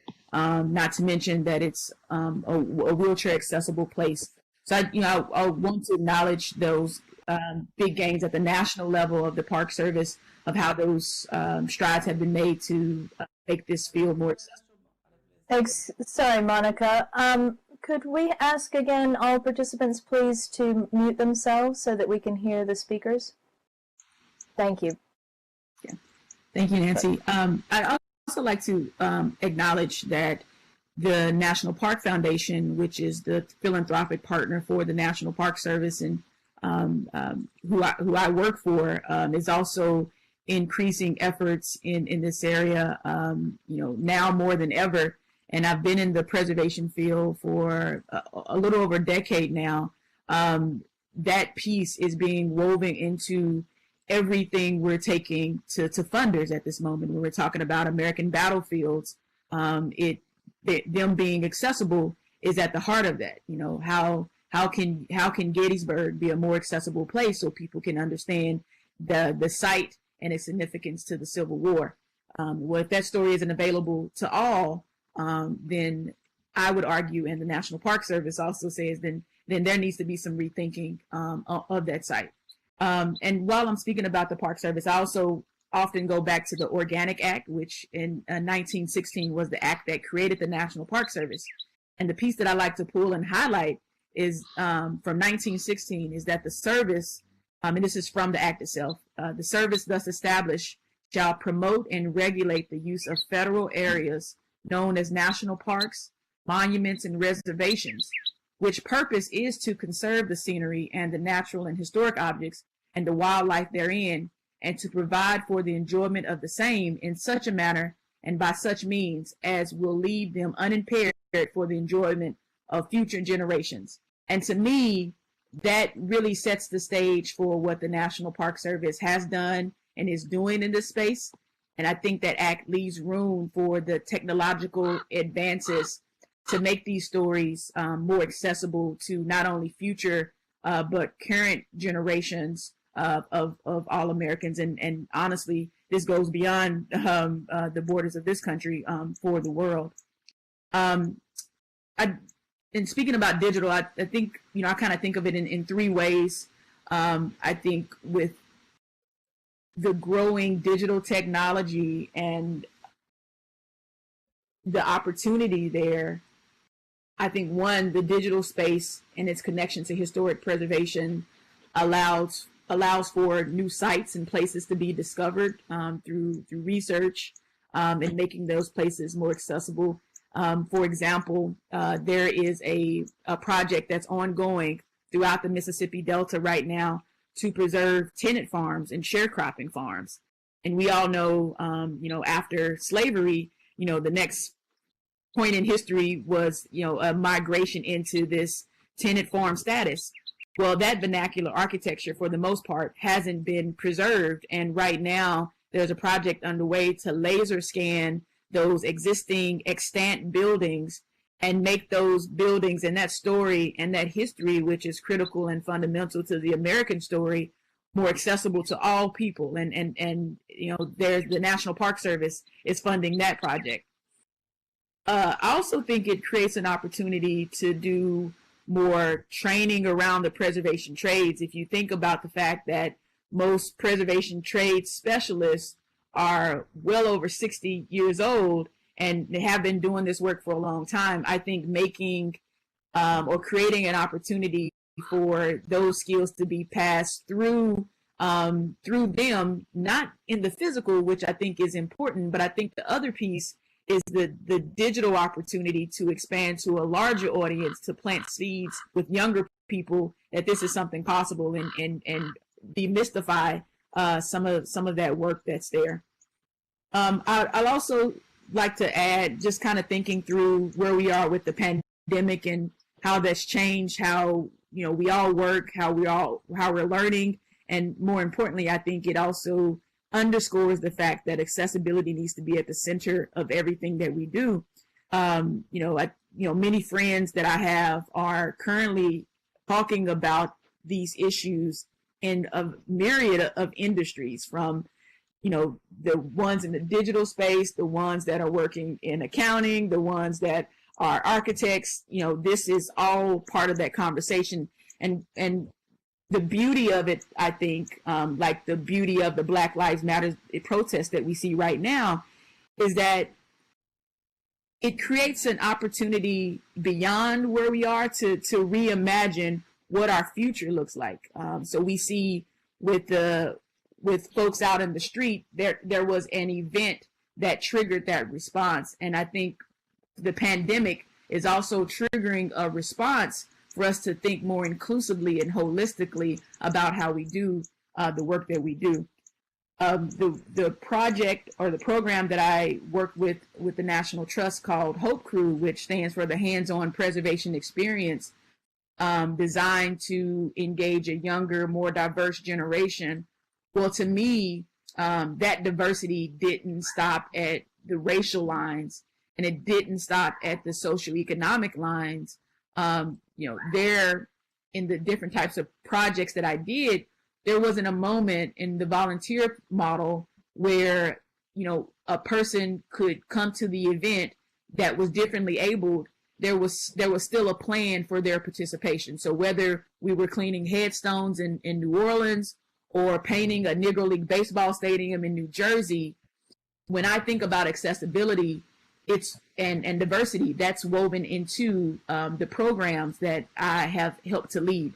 So I'm, was very proud to help set that up, and then also very proud to plan for a more inclusive audience that was available and accessible to all people, regardless of ability.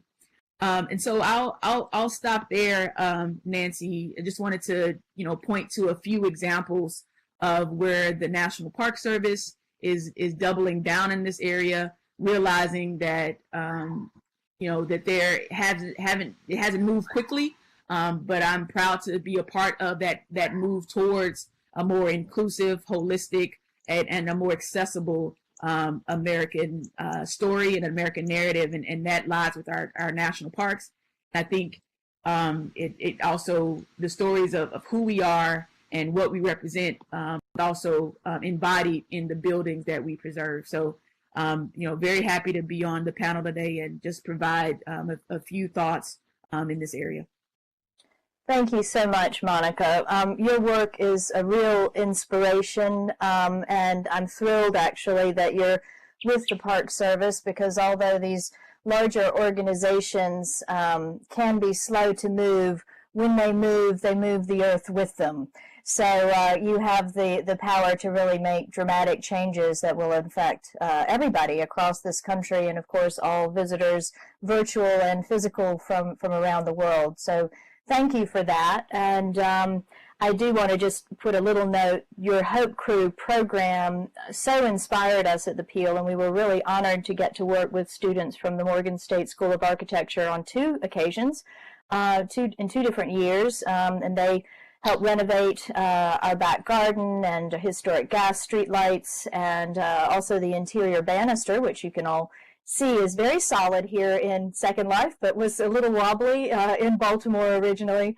And we're just thrilled to get to work with them, and inspired actually to ask what we could do to create workforce development programs and share the Peale team's expertise. And in fact, our artistic director, the artist Jeffrey Kent, is currently working with a group of young people who are squeegee workers. That's their kind of primary income. They call themselves the G300 Squad, and they're learning how to install exhibitions in our physical building and do art handling and related things like that, as part of a professional skill development program under Jeffrey's leadership. So your legacy is already extending even beyond the historic preservation trade immediately. So thank you again for that. I want to turn now to Jeremy. So your work focuses in large part on human-centered historic preservation. And we're just interested to understand where the human is in the built virtual environments for you. Is there anything that you think physical preservation can learn from places like the virtual Peale, and vice versa? Yeah. Thank you, Nancy, for the question. So my perspective in the meaning of human and the work that I do is very much centered in environmental psychology. And so, in fact, I'd like to give a little plug here to an organization called the Environmental Design Research Association, because they have a knowledge network group there that focuses on cyberspace and digital environments. And there are some researchers there that are specifically looking at accessibility issues in virtual environments, much like we're talking about today. And so most of my perspectives on the relationship that people have with the older built environment then is from the psychological basis and driven by some sort of evidence, empirical evidence about how people perceive the built environment and how their behavior is affected and changes in that environment. And so that's kind of the foundation where I come from. So one of the things that I'm often troubled by in historic preservation practice is that we have a very, very strong visual bias. And so depending on different people's abilities, that can be a big problem because we assume that everything must be interpreted visually.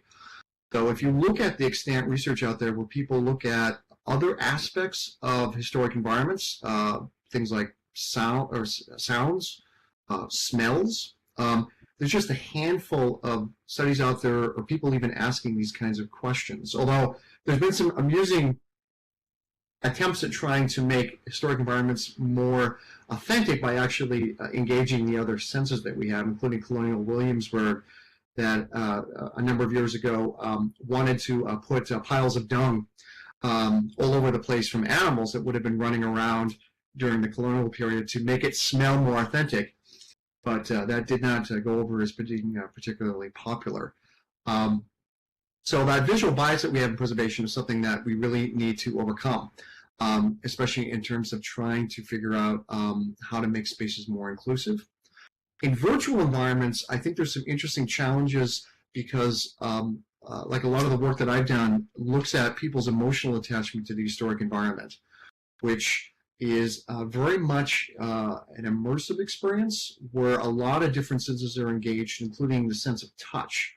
And so when you have really only the possibility of two senses, sight and sound, the idea and the question is really interesting. Can you have emotional attachment to virtual places? And this is like some, like the people in Andrew that I mentioned are looking at some of these kinds of questions.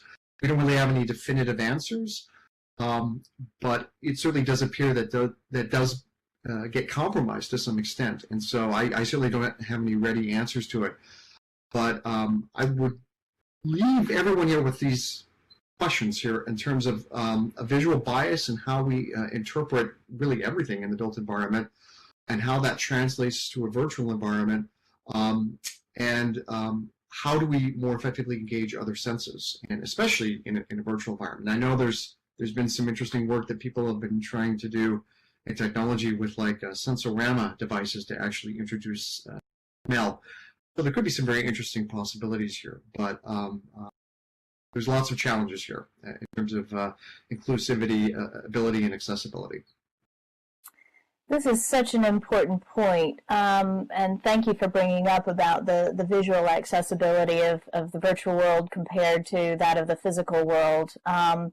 I guess my experience, having worked with technologies for some times, is it's interesting how sometimes our expectations are higher. We set the bar higher in a digital space precisely because we feel like we should have more control over it. And you know, why isn't there an app for that makes everything perfect? And yet we continue to find that essentially there is no one-size-fits-all solution, no silver bullet. And perhaps the biggest challenge for us is needing to find ways to connect tools and platforms so that people's differing abilities and interests and needs in any given moment can be served by a combination of solutions. And of course, that's the hardest thing of all, connecting particularly physical and virtual audiences, as some of you might be experiencing today, even joining us from various platforms, is perhaps the biggest challenge of all, at least from a technical point of view. On this question, though, of visual accessibility, and we want to kind of open up for questions and answers from the audience, I'd like to ask, I know that one of the collaborators on the Redefinable project, Dr. Cheryl Fogle-Hatch, is in, I believe, our YouTube audience. And I wonder if she or any other participants here today who use screen readers, who are largely exploring the virtual and the physical worlds without sight. If you would like to ask questions or chime in on this question of the affordances and the level of support that is available to people who are blind or partially sighted in virtual worlds.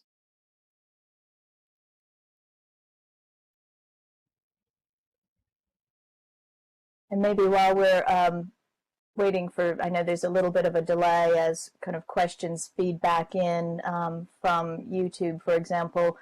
Gentle, would you like to pick up that thread again? I know you addressed a little bit how you enable accessibility for people using screen readers in Second Life, but are there any other points you wanted to add, having heard from Jeremy about the affect dimension of that, the attachment dimension?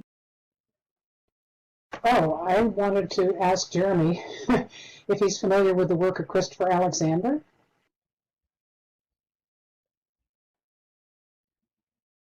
Christopher Alexander is... Sorry, yes, absolutely, yes. He is the inspiration for how we designed our physical community, our living community, for our environment, for our members. So they have private spaces and they have shared spaces, and we have activities that we do in the shared spaces to create a sense of community. And I think that that is something that you can see exemplified in the virtual world. People say, well, I went to such and such a sim and I didn't see anybody. And my response is, was there an activity on that sim? Because people aren't at places in general. They are at activities. And I think that is perhaps a little more common in the virtual world than in the physical world. I think our audience may want to speak to that too. And Maya, I think you had a question that came up in social media. Yes, I did have one question. More so a comment, but can be phrased as a question. So on YouTube, Jojo Fajardo said that they feel like there could be an issue with the ability to host a big audience in Second Life, especially via chat.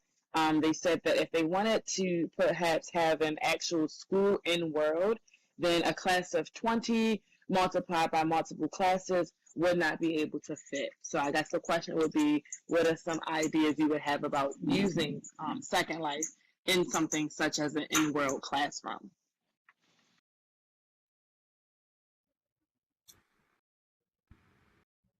I wonder if Brett Linden might want to speak to that question.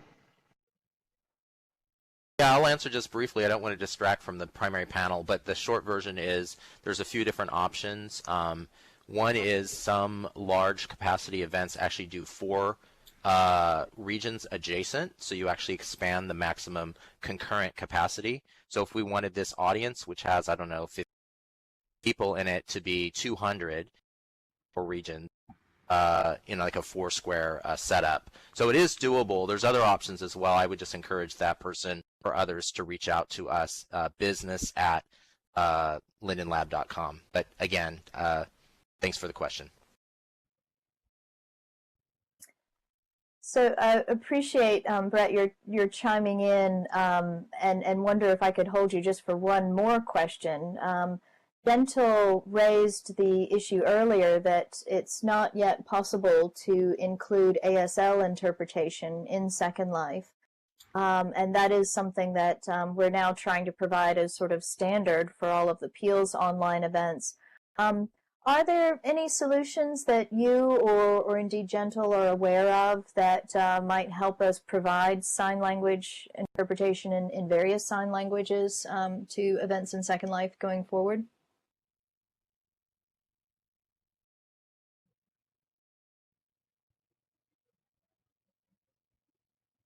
On the Linden Lab side, I think we're interested in learning more about how to be better for support for all people. I know we work with Gentle and Virtual Ability to hear and learn from what's happening in the community. Gentle, I know, could speak quite well to some of the existing support systems that are out there by the community. Party viewer, but we've got a lot to do. That's why we're here to. I think if the audience can see me, and if you can cam in on me, I can show you the level of sign language that exists currently in Second Life. If you can see me, I'm going to sign a 3-word sentence.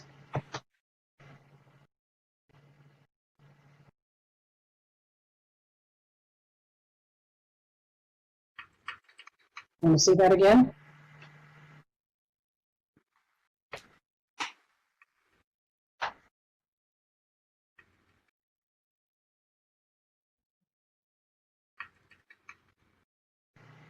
So for sign language that is mostly gestural, we can do gestures. And believe it or not, Japanese sign language is more gestural than American or English. And so they have a number of gestures in Second Life that work in Japanese sign language. There are some gestural signs in English that are available. There is an avatar by the name of Signing Destiny who creates those. Oh, turn a bit. Okay, I can try that. You have to understand, I've got keyboard accessibility issues here. There. Now I'll try it again.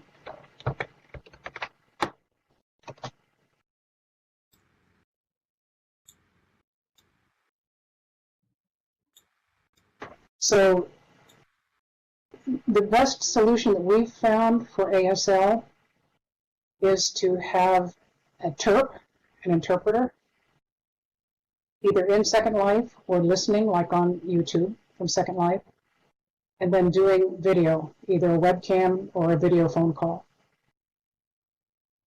And that's, anytime you start linking more and more different pieces of technology together, you have more and more potential for problems. But that's the best solution we have now. Yeah, right, Darkstone. Let's just try a link of 5 different technologies and see. Yes, thank you, Gentle. There's always the KISS principle of keep it simple, stupid, and sometimes connecting all these platforms for accessibility goes too much against the grain of that edict. And what Darkstone said was text to ASL on screen, voice to ASL pictographs online. We'll give it a try. Why not? So I did notice that from earlier in the conversation, Cheryl Fogel-Hatch responded to Monica's mention of the Braille at the FDR Memorial. That's great that it's there, but where it's there, it can't actually be touched. So this brings up, I guess, an issue that I also wouldn't really know how to address in the virtual world, which is how can we now, with the technologies available, create that sense of touch? And this also, I guess, connects back to Jeremy's question of, can one truly feel this sense of immersion if certain of our senses, like smell and touch, can't be engaged? Do any of the panelists want to respond to that, or indeed anybody from the audience as well? I can talk to that a little bit. I'm looking at the rating of this meeting. It's a G-rated meeting. Okay, that'll be a challenge. We do have a blind community member who operates Second Life using her screen reader and a Braille reader. He does not listen to it. It's not a speak aloud. It's a Braille reader. There are things called haptic devices. Haptic devices translate electronic signals into motion. Like if you have some of the game controllers have vibrator things in them, so that you can feel like if you're running over a road or something, you can feel that. The adult community has experimented with haptic devices so that one partner can control the haptic device that is being used by another partner. Is that enough for a general audience to understand what I'm saying? So you can incorporate touch through the virtual world. Bella gets it. That's fascinating. I've been aware of certain haptic interfaces and gesture-based interfaces, but have never had the chance to really use them. So interesting that that sounds like the boundaries of those technologies are being pushed here in Second Life in many ways. Well, and Nancy, if you think about it, the first book ever printed was the Gutenberg Bible. The second book printed was a book of porn. So in any technology, sometimes the adult uses lead the development of technology. Certainly an industry with the resources to fund new technology development. Please, question up. Well, I wanted to actually ask George to speak again, because I know that he's got a lot of thoughts about the Redefinable exhibition, and perhaps you could share, George, any other thoughts that you feel are kind of pertinent here. But in particular, I'm curious about what you see being modeled, or at least being highlighted, either as a presence or an absence in Redefinable, that you think needs to be incorporated back into curatorial practice, exhibition design practice in general, in the physical as well as the digital worlds, after this experience, which has been really, these innovations so driven by COVID. What kinds of things do you think we're going to see change in curatorial and exhibition design practice as a result of COVID forcing us into the digital spaces and to become digital innovators? Well, I would say certainly that obviously the primary advantage of what we're talking about is the audience, right? The availability of the audience with or without disabilities. I mean, this has really been clear to me, being involved in this project, both the online and the virtual, that this is an incredible vehicle to look at issues of audience, right? That the physical space and people getting to a physical space, whether they're disabled or not, becomes an obstacle, right? So I think that's the primary advantage. I would say the advantages in terms of the Second Life exhibit upstairs, right, is that it is allowed to take what's online and expand it, meaning to add more graphs, to add more statistics that are important to understanding the crisis that we're in, and also that it's able sort of to redistribute the content over multiple pages, right? But also I would say that what it also has added in all this is for us to really look about how we can engage people in multiple formats, right? I would say that shortcomings, which was already sort of been mentioned, is the sensory and sensual aspects of going to a space, right? I mean, that's certainly a shortcoming. I think that the only shortcomings I really felt that were in the Second Life exhibit were that there were 5 panels. There are a lot of panels in there, but 5 of them have no AV component whatsoever. So they become this book on a wall exhibit component of the show, which is not something that is that engaging for an audience. So I would say that's one shortcoming. The other shortcoming I would say is that unlike the online exhibit, where the students have shown us 9 terrific examples, stellar examples of universal design, right?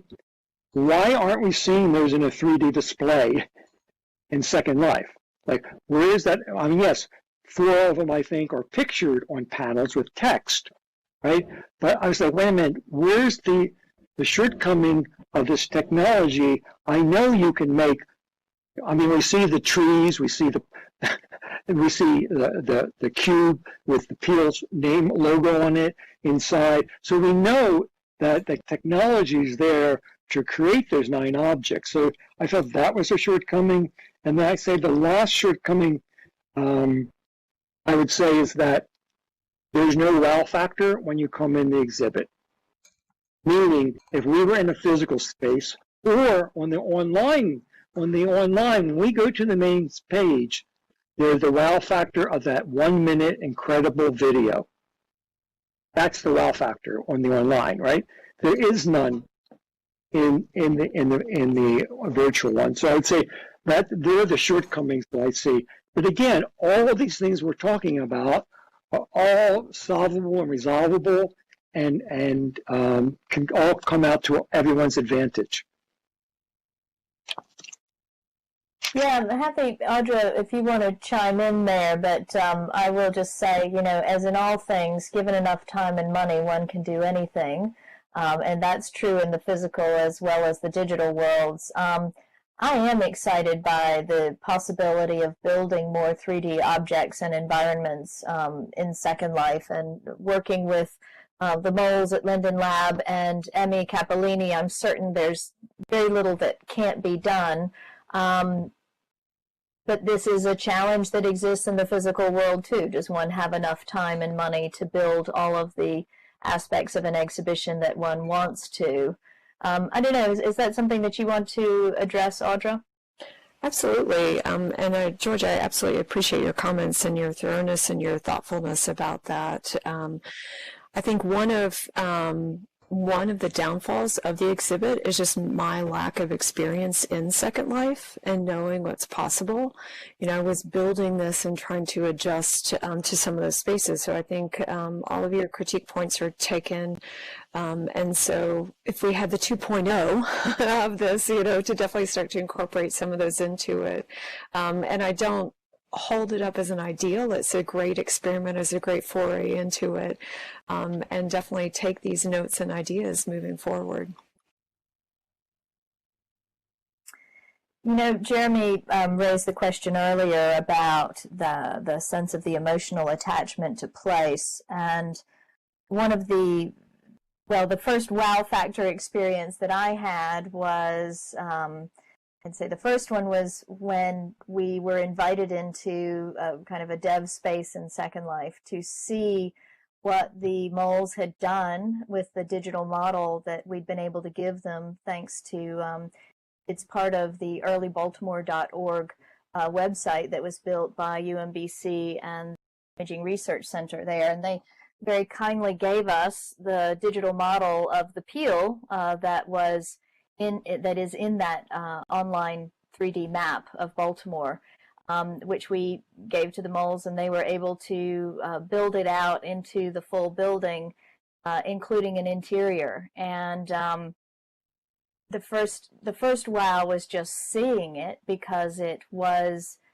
so close to the original. But with very exciting and interesting additions, if you will, like the entrance gallery that kind of has an exhibition of the history of the building. And then once Emmy Cappellini had started fleshing out the interior and brought some of the objects from our Peale gallery and around the building into the space, the second big wow was walking in and just feeling like I was home. We had not been able to be in the Peale building for many months, even before COVID, because of our interior renovations. And it was just this wonderful feeling of walking into a space that was so familiar and so beloved.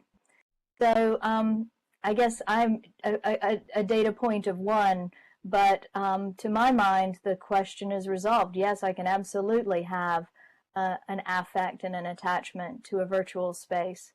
And I guess I'd be interested to hear what Jeremy and Monica think about that in terms of something that can be leveraged to get people to care about the physical buildings as well and ensure that they are preserved for use by everybody. Yeah, it's interesting, Nancy. So, a data point of one. The basic problem is that there's not a lot of people that have done research in this area. So we just don't really know about what the potential is for attachment. There's lots of anecdotal accounts, so at least it seems like it certainly exists. We just don't really know to the extent and how it particularly manifests. There is some research that has been done on the representation of the built environment in virtual environments and what users of those spaces feel is missing in order to engage them more emotionally. And a lot of things that have been brought up are that there's problems with surface map textures, they're not detailed enough, the contextual environment is missing elements, and there seems to be some implications that certainly might interfere with attachment. I can tell you that I've done some research just recently on people's perception of patina or decay on surfaces in the older built environment. And that appears to have some pretty profound impacts in terms of people's emotional attachment to older places, because it gives you a sense that they're authentically old. So if the kind of attachment that you're looking at is a sense of authenticity of the age value of a place, that experience of patina and all of its detail, at least visually, seems to be perhaps pretty important. Again, there's just sort of tantalizing possibilities of what's here, and certainly there's a lot of technology that's driving better, surface mapping of textures and so forth. We have much more powerful computers, and it can be done, but we don't know how important it is for attachment necessarily yet. And I'd like to also add, and Jeremy, I completely agree with everything you say, and I just underscore the fact that, stories are really what drove me to even get involved in historic preservation. The historical significance of these places really resonate both with larger communities as well as donor communities. And so I think leveraging the stories that we all know that are often connected to these places certainly is a powerful tool in creating attachment and community support. Yeah, what you're saying, Monica, actually makes me think about the fact that I started out my academic career as a classicist, absolutely fascinated with the ancient Roman world, of which so little actually remains compared to what was there. And then there too, and this is pre-digital, I think people can feel great attachment to places that perhaps don't exist any longer, at least not in the same form, thanks to those stories. And again, that kind of ties back to our role here at the Peale and our mission to make sure that those stories are preserved, as well as the places that gave birth to them. There's a wonderful kind of couple of questions in the chat that I see I'd just like to bring up. I realize we're coming up to an hour and a half, so I think we'll maybe start to wind down after this. Yes, go ahead, Maya, please. To cut in for you. I didn't want to cut you off. That's all right. So someone did ask, in thinking about all the technology and the interest as it grows, how some of the limitations discussed will be eliminated. So to that point, Soup Nora asked, for those invested heavily in the current state, like those who've built an entire physical museum, I'm assuming they mean physical, is all that lost when a platform moves to a new version? What a great question, and it does connect back to a point raised by Mook Wheeler, and I think re-emphasized by Corrigan. Is that how your name is pronounced, I think? So just, I'd love to hear from others as well, but this point that museums in a digital space can be open 24/7, and that is huge. That's absolutely not possible in almost any physical museum's budget to staff a physical space 24/7.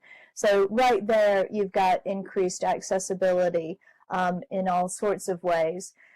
But to what is then lost, you know, I really wonder if we shouldn't be more focused on what is gained.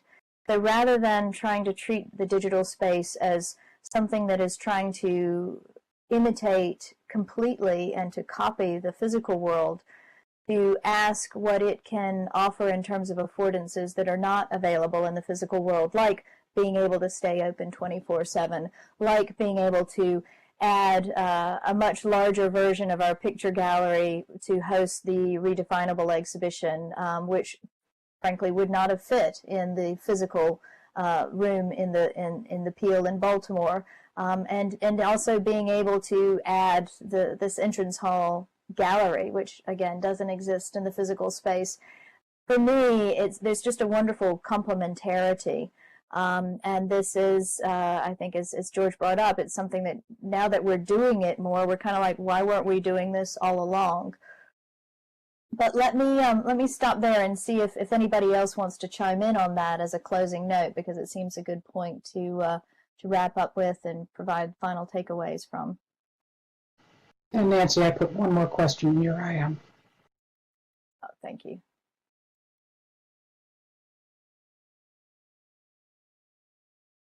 Do any of our panelists want to chime in on this, the question that Maya read about from Suk Nora? I think to me, I'm sorry. That's okay. I was just going to say, I think Audra's students are the ones that will provide us the answers. You know, they're the ones that have put all the time and attention into this, and obviously they can now utilize both of these formats, all three formats, that two of which they were directly involved in, to compare and contrast and move forward. And again, it's her students, it's my students, it's all of our students sitting on this panel, or that were people that we are mentors to, that they're the people, to me, that are going to be the ones going to moving this forward. Also to clarify, sorry, Suk Nora said they wanted to clarify in their question, they meant as the virtual space moves to better versions, do we have to recreate what has been built virtually?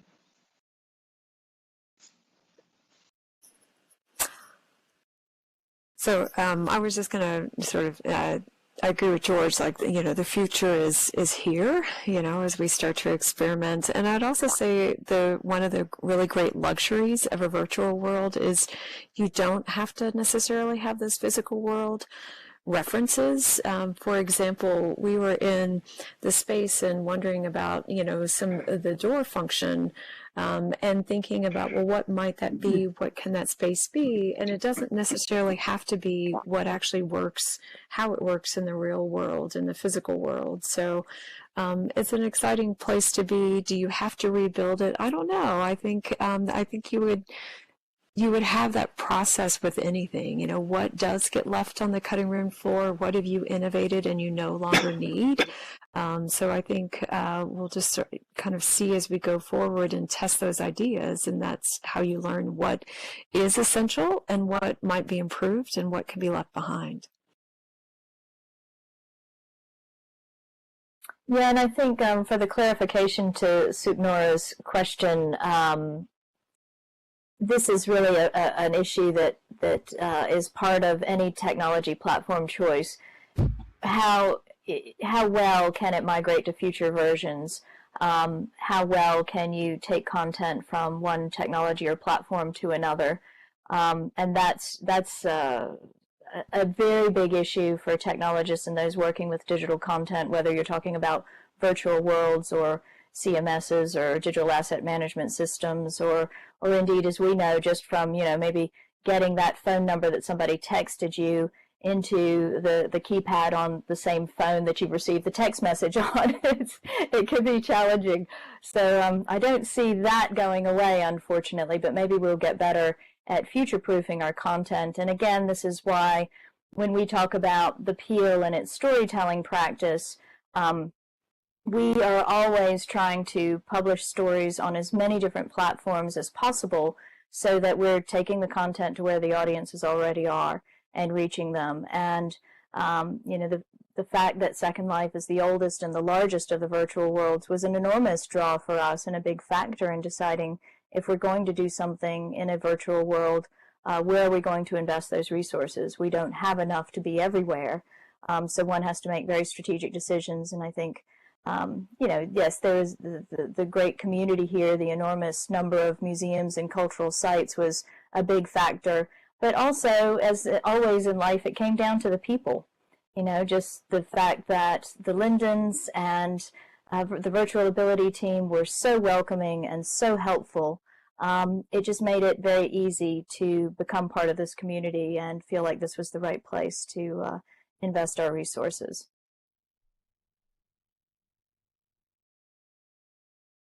So maybe that is a note to end on. Gentle, can I ask you to chime in on that? On the last question in your IM?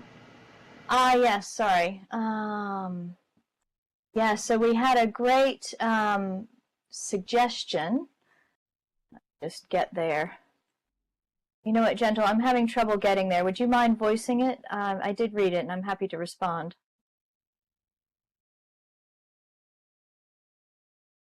Sure, I'll even turn my speak button on.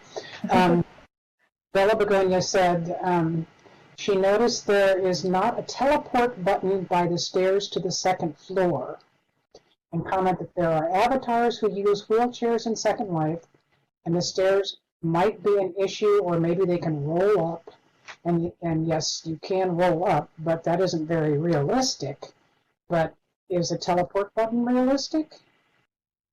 You want to talk to that? About how Sounds like a great idea to me. I mean, I know that when Virtual Ability builds spaces, including this cafe space in front of the Peale, you always put in ramps. Not because it's technically necessary for wheelchair users in virtual life, but there is, again, that cognitive, that psychic level, which says, we're thinking about you. We are intentionally making this space recognizably accessible to you as a wheelchair user. So I think that's a wonderful practice and a very interesting thing for us to think about. Monica and Jeremy, I have to say, this brings me back to essentially the challenges that we're facing with the physical Peale in Baltimore. We do not currently have an elevator. This is a big part of the next phase of our interior renovations, because to put in an elevator, you have to redo all the electrics, and while you're at it, you put in the sprinkling systems, and so it's a really big effort. Now we're going to have to figure out how we perhaps incorporate ramps and elevators, or simply teleport buttons within the Peale's historic building in the virtual world as well. And all that costs lots of money. So speaking of the money and all that will go into those renovations and such, I do have one quick question from our YouTube channel. Alfredo Garcia Baldera said, how long does it take to finish a work like this? So if he means building the Peale in Second Life, gosh, Yeah. Gentle, what did you all have? Maybe a month? Well, the Lindens had the first effort on building this. How many work hours was this, Brett? Do you have a feeling for that? You know what? I don't know the exact. I wasn't the one that worked on it, but I know they spent many hours on it. And you're right. It was over the month. It was over that time frame. Yeah, this was a dedicated effort by many staff members over at least a month, and we would prefer not to do it quite that fast. Yes, the downside of working with a startup, we tend to do things on short notice, and we're very grateful again to you, Gentle, and Emmy Capolini, and everybody at Virtual Ability, to Brett and Strawberry Linden, and all the moles and the incredible team at Second Life. And also to UMBC. I think that Lee Boot from the Imaging Research Center there is here with us today, who frankly started this all off by making an original digital model available of the Peale that we could start working with. I'm sure that sped things up quite a bit. And thank you, Audra, for your willingness to respond so quickly, and that of your team to converting Redefinable from a cross-platform, mainly physical exhibition into this fully virtual cross-platform experience. It's been an incredible learning curve for us all, and you've just been such a trooper and sticking with us throughout. Thank you for making this possible. And finally, I'd like to thank our other panelists, George Sissel, Monica Rhodes, Jeremy Wells. You're all brilliant. I feel very lucky that you are located physically near us in Baltimore, even if we can't get together in person just right now, but I hope that we'll get a chance to meet both online and at the Peale again very soon, and we look forward to continuing to collaborate with you as well. And finally, I'd like to thank everybody who came into the audience today to join us. Those of you who were able to come early for the tour, that's fantastic. Thank you for giving us so much of your day. If you missed the tour, we will be hanging out here in Second Life for a little bit longer. My colleague David London and also Maya Wilson Peale, you'll see sitting over there on a bench, will be around. We're happy to answer questions and point you in the direction of things. Hope you find all the mastodons on the Peale Museum Island, and let us know how your hunt goes. And with that, I think we'll wrap it up, unless somebody can think of something that I'm forgetting here. All right, then. Thanks to everybody who came. Thank you very much.